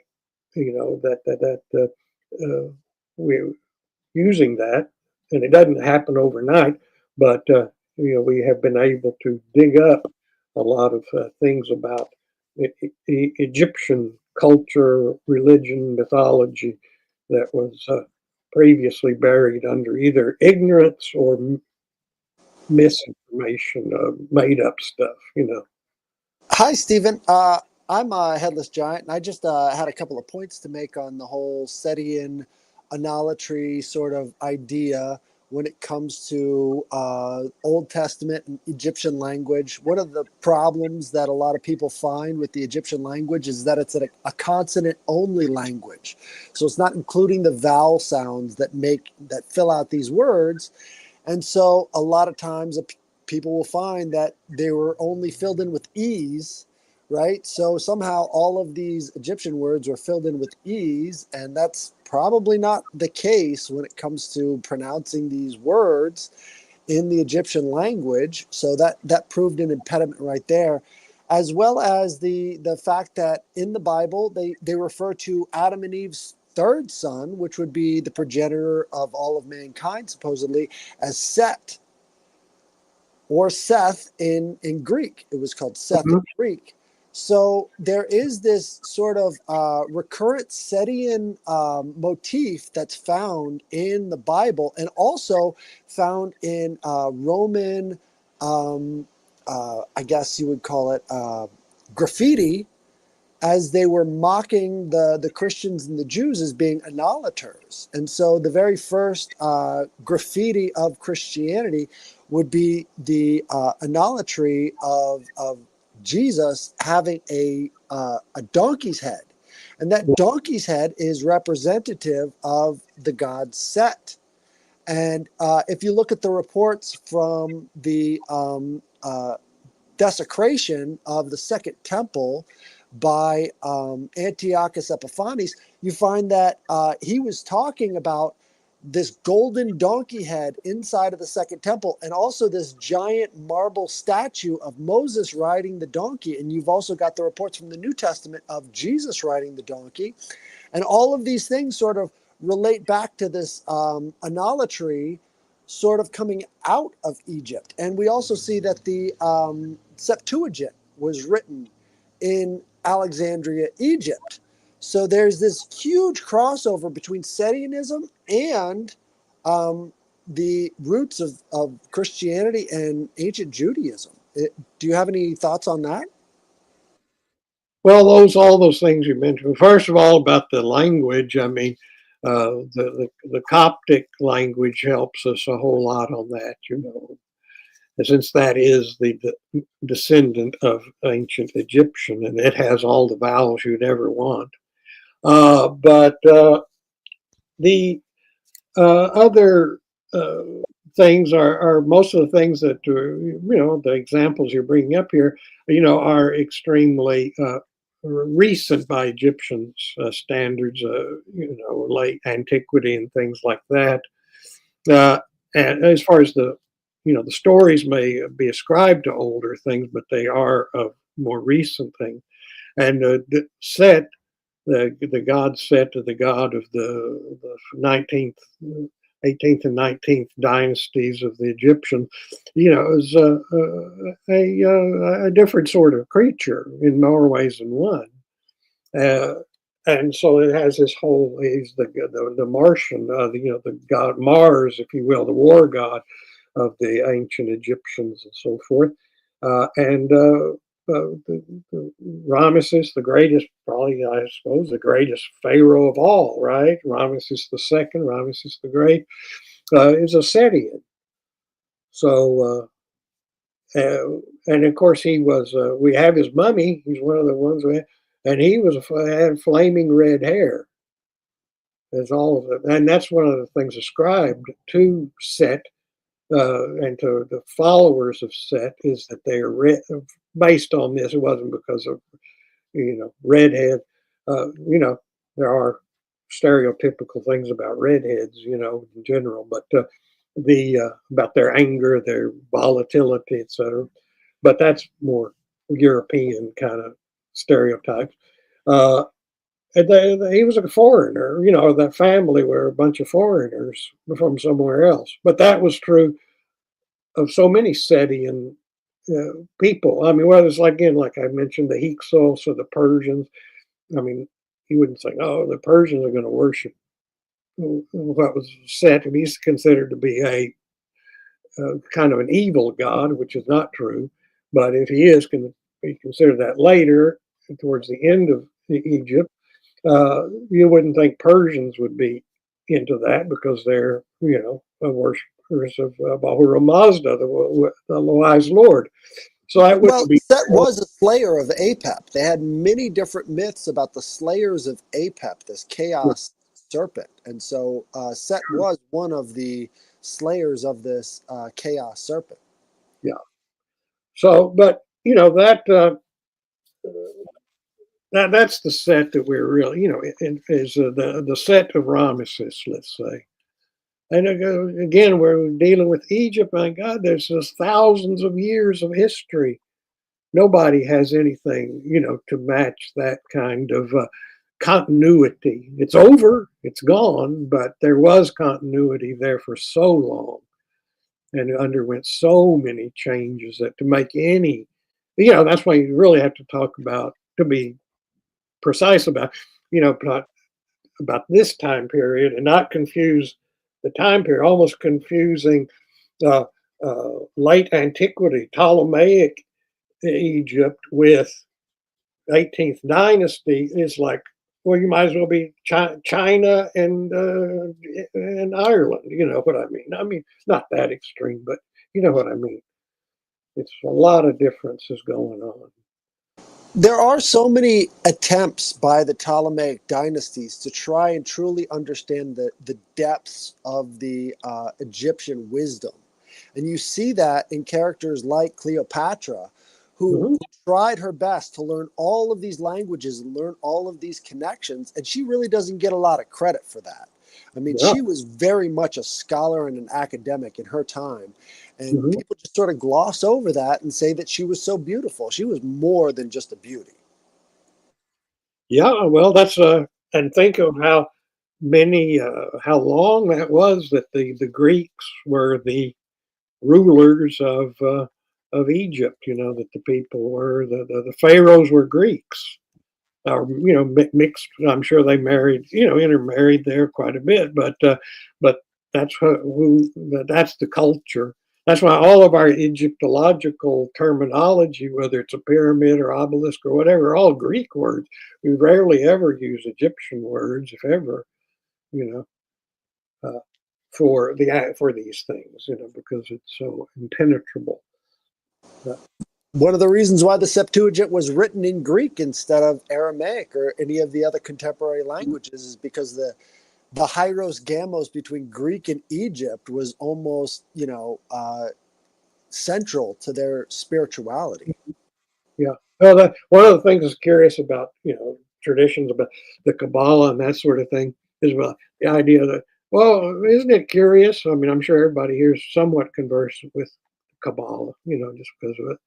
But, that we think the letters of the Hebrew letters, the Hebrew letters, the names of the Hebrew letters are not Hebrew. I mean, they are in Hebrew, but they're not of Hebrew invention. They're Canaanite.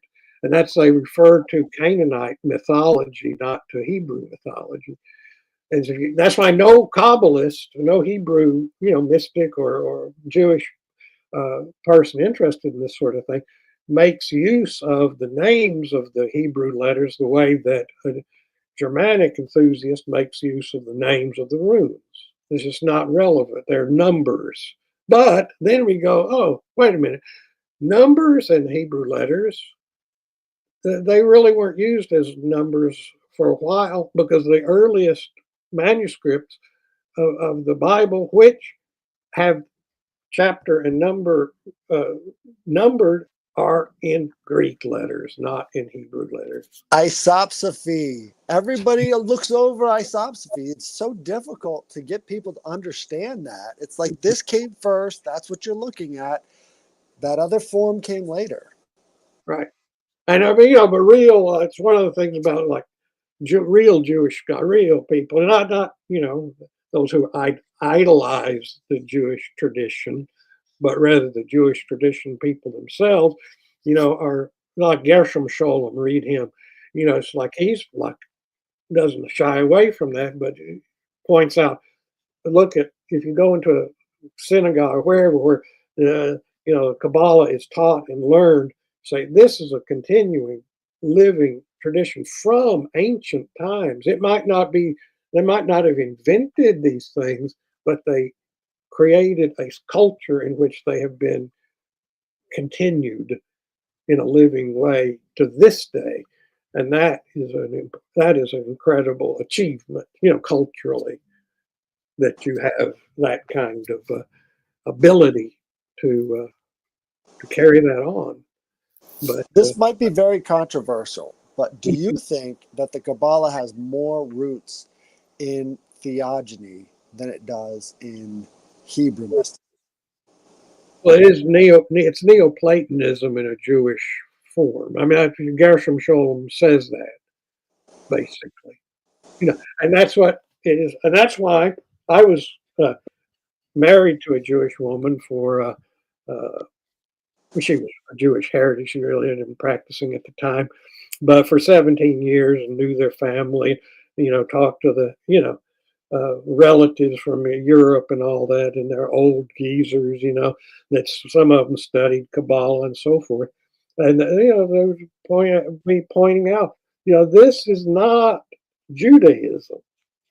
Kabbalah is not Judaism. The rabbi is not interested in this. We teach this among ourselves. We have our school and we do this, but it is different from. They understood it as being a foreign body.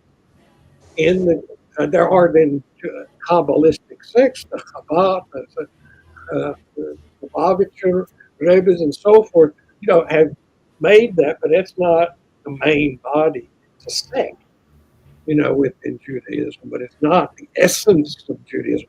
We occultists, who kind of grew up as I did, the 60s and 70s, whenever, on Crowley and the Kabbalah and the Golden Dawn, and all, they idolize the Judaic thing and think that this is the origin. The Kabbalah is the origin of everything, and everything is intelligible through the Kabbalah, through the tree of life, and becomes all that, and it becomes like a idol, a fetish. But peel it away. So that's not what it is. It's not what you think it is. It's something. It's big. It's fantastic. I wanted to ask this relative to Egypt, but it actually applies just as well to the Hebrews, the Israelites, whatever we're going to call them, right? Is there something, because people, again, from late antiquity, as previously discussed, all the way to guys standing out at the corner of 125th and Malcolm X right now, claiming to be both a continuation of the ancient Egyptians and the ancient Israelites, right? Do the centuries of sort of like creative interpretations and creative attributions that are kind of built onto both of these languages, these cultures, does that give them some kind of maybe enhanced magical potential, kind of in the neo-mythological sense, do you think? Yeah. Well, yeah, neo-mythological. You take the no matter if something is historically completely nonsense, we create like a egregore. They are like historic paradigmatic egregores where you have Zeitgeists. Created. Yeah, they've been created, but they've been established and they've been carried on and they've become real. But and then part of the mythology is, and that's probably how a lot of mythology works, is that it is then retrofitted to say this is what it was from the beginning and always was, when it was really a recent invention. But then when that thing goes on for a while, we, as living in this moment in time, interpret it and can feel it as having always been there. That's one of the things about like immigrants are thinking about, like we bring Jewish people, for example, is a good example of this. How in this family I was a part of for a while, you'd see that they'd come over, they'd be practically just impoverished and this kind of thing, but their focus on learning and saying you've got to learn, go to school, and then they would have these family traditions that your great grandmother was like the first woman to become a doctor in Odessa. It's like all a bunch of nonsense. But see, what they do is they instill it in the kids. This is possible. You did it before. We've done it before. And pretty soon you've got a system working there that goes from we're a bunch of rag pickers, and the next generation we're winning Nobel Prizes. It's so true. Through saying You Stephen, can't do it. We've done it. We're great. We're gonna, and you got to learn. You got to learn. You got to study. You got to make the grade. I mean, you got to work hard, but you can do it. It is possible. But if you tell people it's impossible, we're nobody and we'll never be anybody, and forget about it. Don't work. Let somebody do that for you, etc. Those are programs for disaster, for cultural disaster, as opposed to flip it around and you got it changed. You can change it as a matter of will, but you got to apply that will. Stephen, have you heard of Oswald Spengler's book, The Decline of the West? Yeah. That I think it embodies the idea of the zeitgeist being certain cultural questions. And those Mm-hmm. cultural questions, once they become answered, then the people fall back into that meme of thinking that it's okay to just let everybody else do things for them, and they can be fine if they just let other people do the work that they had been doing and striving for until they answered those cultural questions. Right. Well, yeah, that's why hard. You just gotta self. That's part of the message, if you will, of the ancestors. That we need nowadays is to harken back to those people who were self-reliant and and clever and applying themselves heroically, against all odds to achieve great things. And, that's what a lot of, and again, there's a lot of, just like the anecdote I was telling about the people that I know, it doesn't matter who they are, but it does, the paradigms are consistent about heroic models and thinking that what is possible and applying that, and all those things are real and very practical, and in individual applications also, obviously,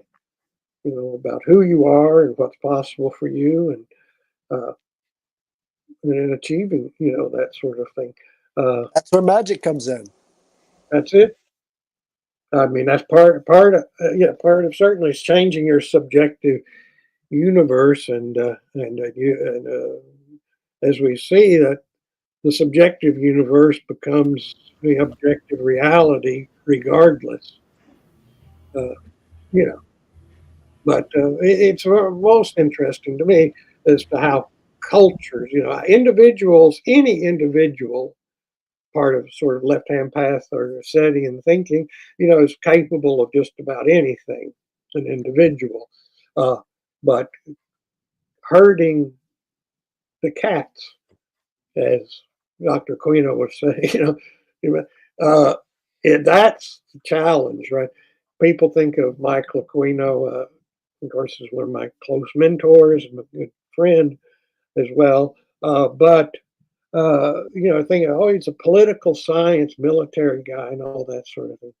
But you would ask him a question about politics, and he thought, it's like, we don't want to talk about that shit. I mean, it's like, it's really low, really bad stuff, right? He would just give me a book. I asked him about some politics. One of his mentors was Raghavan Iyer, who's a professor of political science, and this book he wrote called Parapolitics. Anyway, he would say, read that. That's all you need to do.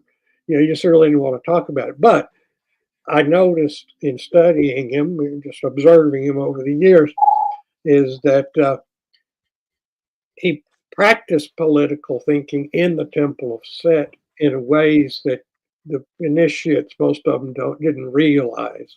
And if you look at the way in which the organization has flourished and continued, it's this grand working on his part of politics as he saw it, its true application in an initiatory environment, to create a culture and then we're talking about creating with neo mythologies, etc., and so forth. And I see that in this instance, he was successful so far as creating something that to live beyond him, who which is it has been created, by design, and it's very difficult. You can imagine if all of us have probably been involved in occult organizations of one kind or another, and know, as he would say, it's like herding cats. Stephen, I, I'd like to ask you about the book then that's sort of on everybody's mind, Mind War by Michael Aquino, that's still used. Aquino. Aquino, yeah. Yeah, That's still used by the Army War College. That's one of their required reading texts. Yeah. Well, he did a lot of things that are, that way.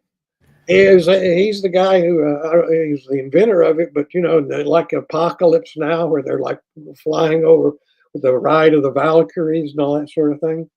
That was not what was done. People would hear he like to play Jefferson Airplane, there, but he was not playing that to the Viet Cong. They had these scientifically created recordings that they were using for psychological warfare on the enemy. But when those same systems, the projection system, was they fly back over the American troops, he just flip on rock and roll. And they thought they were like playing rock and roll to the Viet Cong, which is not true. But that's what they were hearing when he was coming back over friendly territory. How much influence do you think Michael Aquino had over Project Monarch? I don't know. I just know him as my mentor. But a lot of the other things I go. Well, what is Project Monarch again? That was a pretty brutal campaign of psychological warfare going on against Cambodia and Vietnam. Oh, well, using a lot of psychologically damaging techniques that I think were developed because of Michael Aquino's book Mind Wars. They built off of it. Yeah, well, that's what I'm saying. Yeah, well, I'm sure there's something there. Yeah.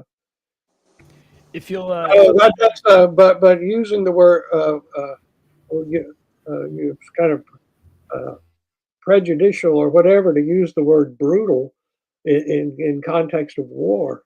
War is brutal. And its point is to defeat the enemy as quickly and absolutely as possible. We've forgotten that lesson. Especially in the Emerald Triangle with all those drugs floating around. They made a lot of money off of those troops buying the drugs in that area. It was a big profit-driven enterprise. Well, that probably had nothing to do with the psyops. It made it easier. if you'll permit me, just to kind of circle back between the relationship between the individual initiate and larger social organisms.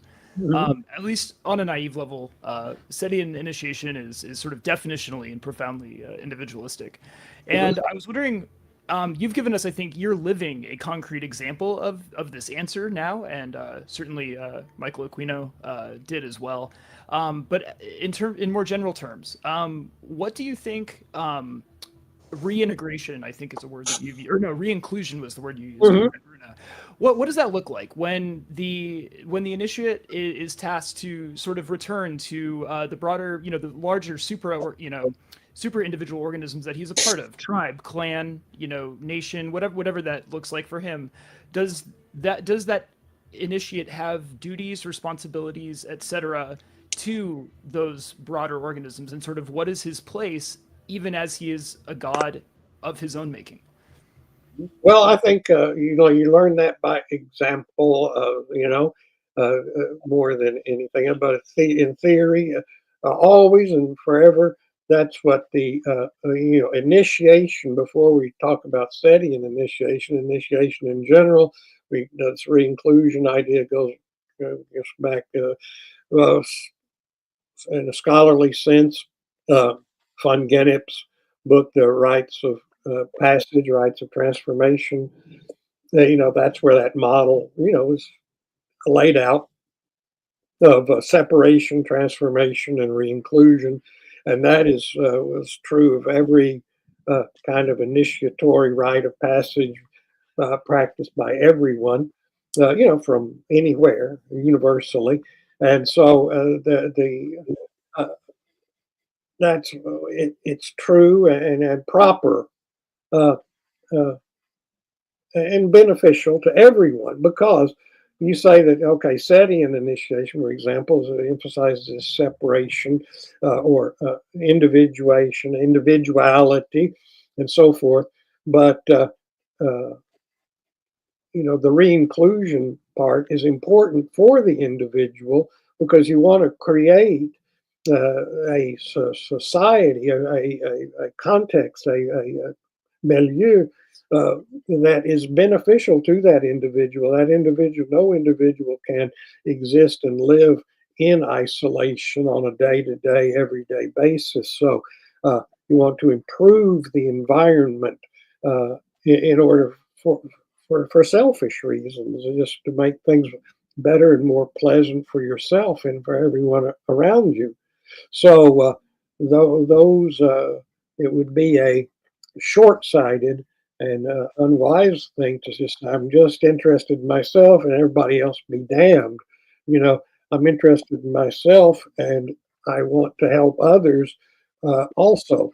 There's as Michael Aquino being sort of an archetype of this to me, as a seeing a living example of it. There was I never met or interacted with or lived around a man who was more saintly than he was. More kind, more just helpful, and in every way. I cannot think of any example of any moment or anything he ever did, said, or anything that was not calculated, apparently on his part, to be a creative of a maximally beneficial environment for an individual to become, and for the world in which that individual circulated, being mainly the environment of the Temple of Set, let's say, to be beneficial to everyone involved. I would, and I noticed this is just a little anecdote. I may, write soon a book about him with the cooperation of Lady Lilith, and it's going to be difficult, but he. Just little anecdotes like this. We would be in, conclave. Not all Setians, as I know, comes as no shock to anyone, don't all get along. There's rivalries, there's animosities, there's all sorts of things. And that's one of the things that he doesn't, this was his idea, herding cats. And we would be in the Magic Castle. It's a place where magicians, the stage magicians in LA, it.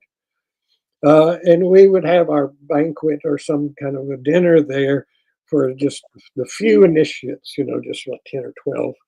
Well, Forrest J. Ackerman would be there and all kinds of cool people. But there sometimes there would be these people that were like not getting along. Myself might be included among those, with some other guy over there. And Michael Aquino, I know he was sitting right next to me. Usually I'd sit at his left hand, and you would hear him, people say, what is he doing? He's like humming some kind of low tone, sort of sound that was emanating from him. He was just humming or something. And I was watching, and what he was doing was he was bringing these desperate elements in his presence around the table into a harmonious interaction. You know, he was bringing them into a harmonious, communicative, like they say, communal, you know, and that was a working, see. I'm not saying he said that, but he would do that kind of thing. You know, the kind of thing of, you know, okay, here we are in the ritual chamber and the bells are ringing and the da da da da da. That's junior league. You know, he, for example, in this very same magic castle, he's brought me. He goes, oh, come on, Flowers, we're going here. And so he took me in the building. He took me down to the basement of the building, and there he reached into his back, you know, his satchel, his thing he was bringing along, and he brings out this SS dagger, the one you can famously see him uh, uh, in the occult experience, you know. In the castle, right? At the right, yes, and that's what we're getting at here. That he took me down there, and he says, "Okay," and he presented it to me. He gave it to me, and he knows that the Germanic tradition, or he doesn't know, he necessarily doesn't know. This is the miraculous thing about this man, is that he could elicit, without doing research, could elicit all kinds of authentic magical practices and workings, just intuitively, or as he would call it, noetically, that is rationally intuit, like Platonic thinking, and would say, here, they present it to me based on my work and so forth, and kind of thing. And where did we do this? In the basement of Magic Castle. We couldn't get to the Wavelsburg that in LA. That but he did it. See right there, and there it is. And then this idea of you accept a blade from your Lord, you know, as a kind of this knightly. And of course, the Order of the Trapezoid is a chivalric organization, see, with knighthood and such. And Well, the so, presenting of the blades goes back to the clanging of the swords for Uranos type gods. So you've got Anu and you've got Uranos, and like the sky itself is represented by the clanging of these blades. So it goes way back when it comes to that kind of meme. yeah, well, of course, that's your service symbolically here, but you know, in the nights, yeah, that's like this mentioned earlier. This my master's thesis I wrote about Sigurd, uh, you know, and there you see the famous example where Odin comes and puts a sword in this tree, right, in the barnstalker it's called, and sticks that sword in the tree, and only Ziggurat can pull it out because he's like chosen, like this Arthurian thing. But it's a reflection of this courtly ritual in the North, which is and the idea that they say that you're the guy's sword giver and the sword taker. And if you're a sword taker, then you're obligated to the sword giver to put that blade in the service of the Lord. See, that's your tool. It's like I got a automobile repair shop, and I'm going to give you a set of tools, but that's because I want you to do my work. You know, this work from in my shop. You know, that's the retinue, the Lord and His retinue, and that's how the Germans call it a Männerbund. That's you know, this the men's societies, the warrior societies that you know carried on and that's what it was like a you know very ancient cultural thing, but that's just an example. You're talking about the politics and of this. I mean, that's how a master, such as Michael Aquino was, and his point is, I have tried to do is say, my point of being a master is to create other masters. That's what you want. And that's true in, like, just take a guild, like a shoemaker's guild. That's a school, and your point is to make good shoes. And so masters are the teachers, and they teach people how to make shoes, and then they become masters, and then they pass on that. Now, that's part of the whole system. Uh, and that we were talking about culture quite a bit here. That's an idea of building a culture and perpetuating a culture.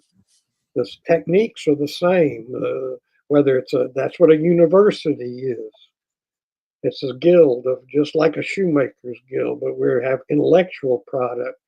An excellent book on that theory is The Book of Five Rings by Miyamoto Musashi, which perfectly lays out what you're talking about. A master is one who can train 100 other masters, right? That's the idea behind mastery and how to expand that out into the wider world. So you definitely have the techniques from east to west sort of blending in that matrix that you're talking about. Right. But I think it's important and to experience it from both ends without experiencing it from one end first, being taught and then teaching and doing so effectively. And again, I bring up that thing about the Rune Guild, which is my school or my initiatory school that I created. That I see that we have now 7 PhDs there. That's not saying I've recognized many masters in the Rune Guild who are not PhDs, who are poets and songwriters and all kinds of other things, because there's other ways to demonstrate mastery. Mastery is one thing, but the way in which it's expressed is many. And being a good teacher is one being able to recognize the expressions of others, which are not necessarily one's own, but the degree of mastery is nevertheless equivalent. But the fact that so many in the occultozoid nincompoop world, you find that the masters, so-called masters, are people who are hell-bent on keeping everybody else down so that they can remain the smartest guy in the room. And when somebody said to me recently, or I heard it somewhere recently, it says, hey, if you're the smartest guy in the room, you're keeping the wrong company. Unfortunately, due to time, people do have to leave. Lisa has to go. Yes. We're about an hour over what I expected. I'm sorry to cut you off. It's just that once I get started, it's hard to shut me up. It's okay. It's okay. Since there's a lot of, I guess, real quick. I mean, you can check out Jin the Ninja, Ricardo, Headless Giant, Soul Exile. If there's anything you want me to add to the links in the bottom, I'll edit after the show, but I got everybody's links down there if you want to check out their stuff. Stephen, was there any place that you want to let people remind people to check out real quick? Well, just like I said, go seekthemysteries.com so you can see all my books and search. Keep an eye on the Woodharrow School. It's coming up. What's going to happen there is that I can only take so many students for these courses. That is for an actual certification in what I'm teaching. But the courses can be audited, listened to by anyone. I mean, they don't have to necessarily be part of the school that's in the true, university tradition, and a good university, they let anybody who's just cool, come in and hang out. And that's what I want to have also, but a certain number of students, approximately 20, I will actually take under my wing and will actually, teach them in the ways beyond just what's in the lectures and so forth. There'll be requirements in this, so just like a university. So Wood Harrell School is on the horizon. Okay. Well, thank you very much, Stephen. I appreciate you coming on. That was, I know I even told you about an hour and a half, and we went about 2.5 hours. So I appreciate you accommodating that. Again, everybody, thank you very much for coming on. Some of you were here for the whole time. So, I mean, that was a long one. I appreciate that. And everybody in the chat, thank you. I appreciate it. Everybody chiming in and saying stuff. That's what's up. That's why we go live. And until the next one, everybody be well. Later.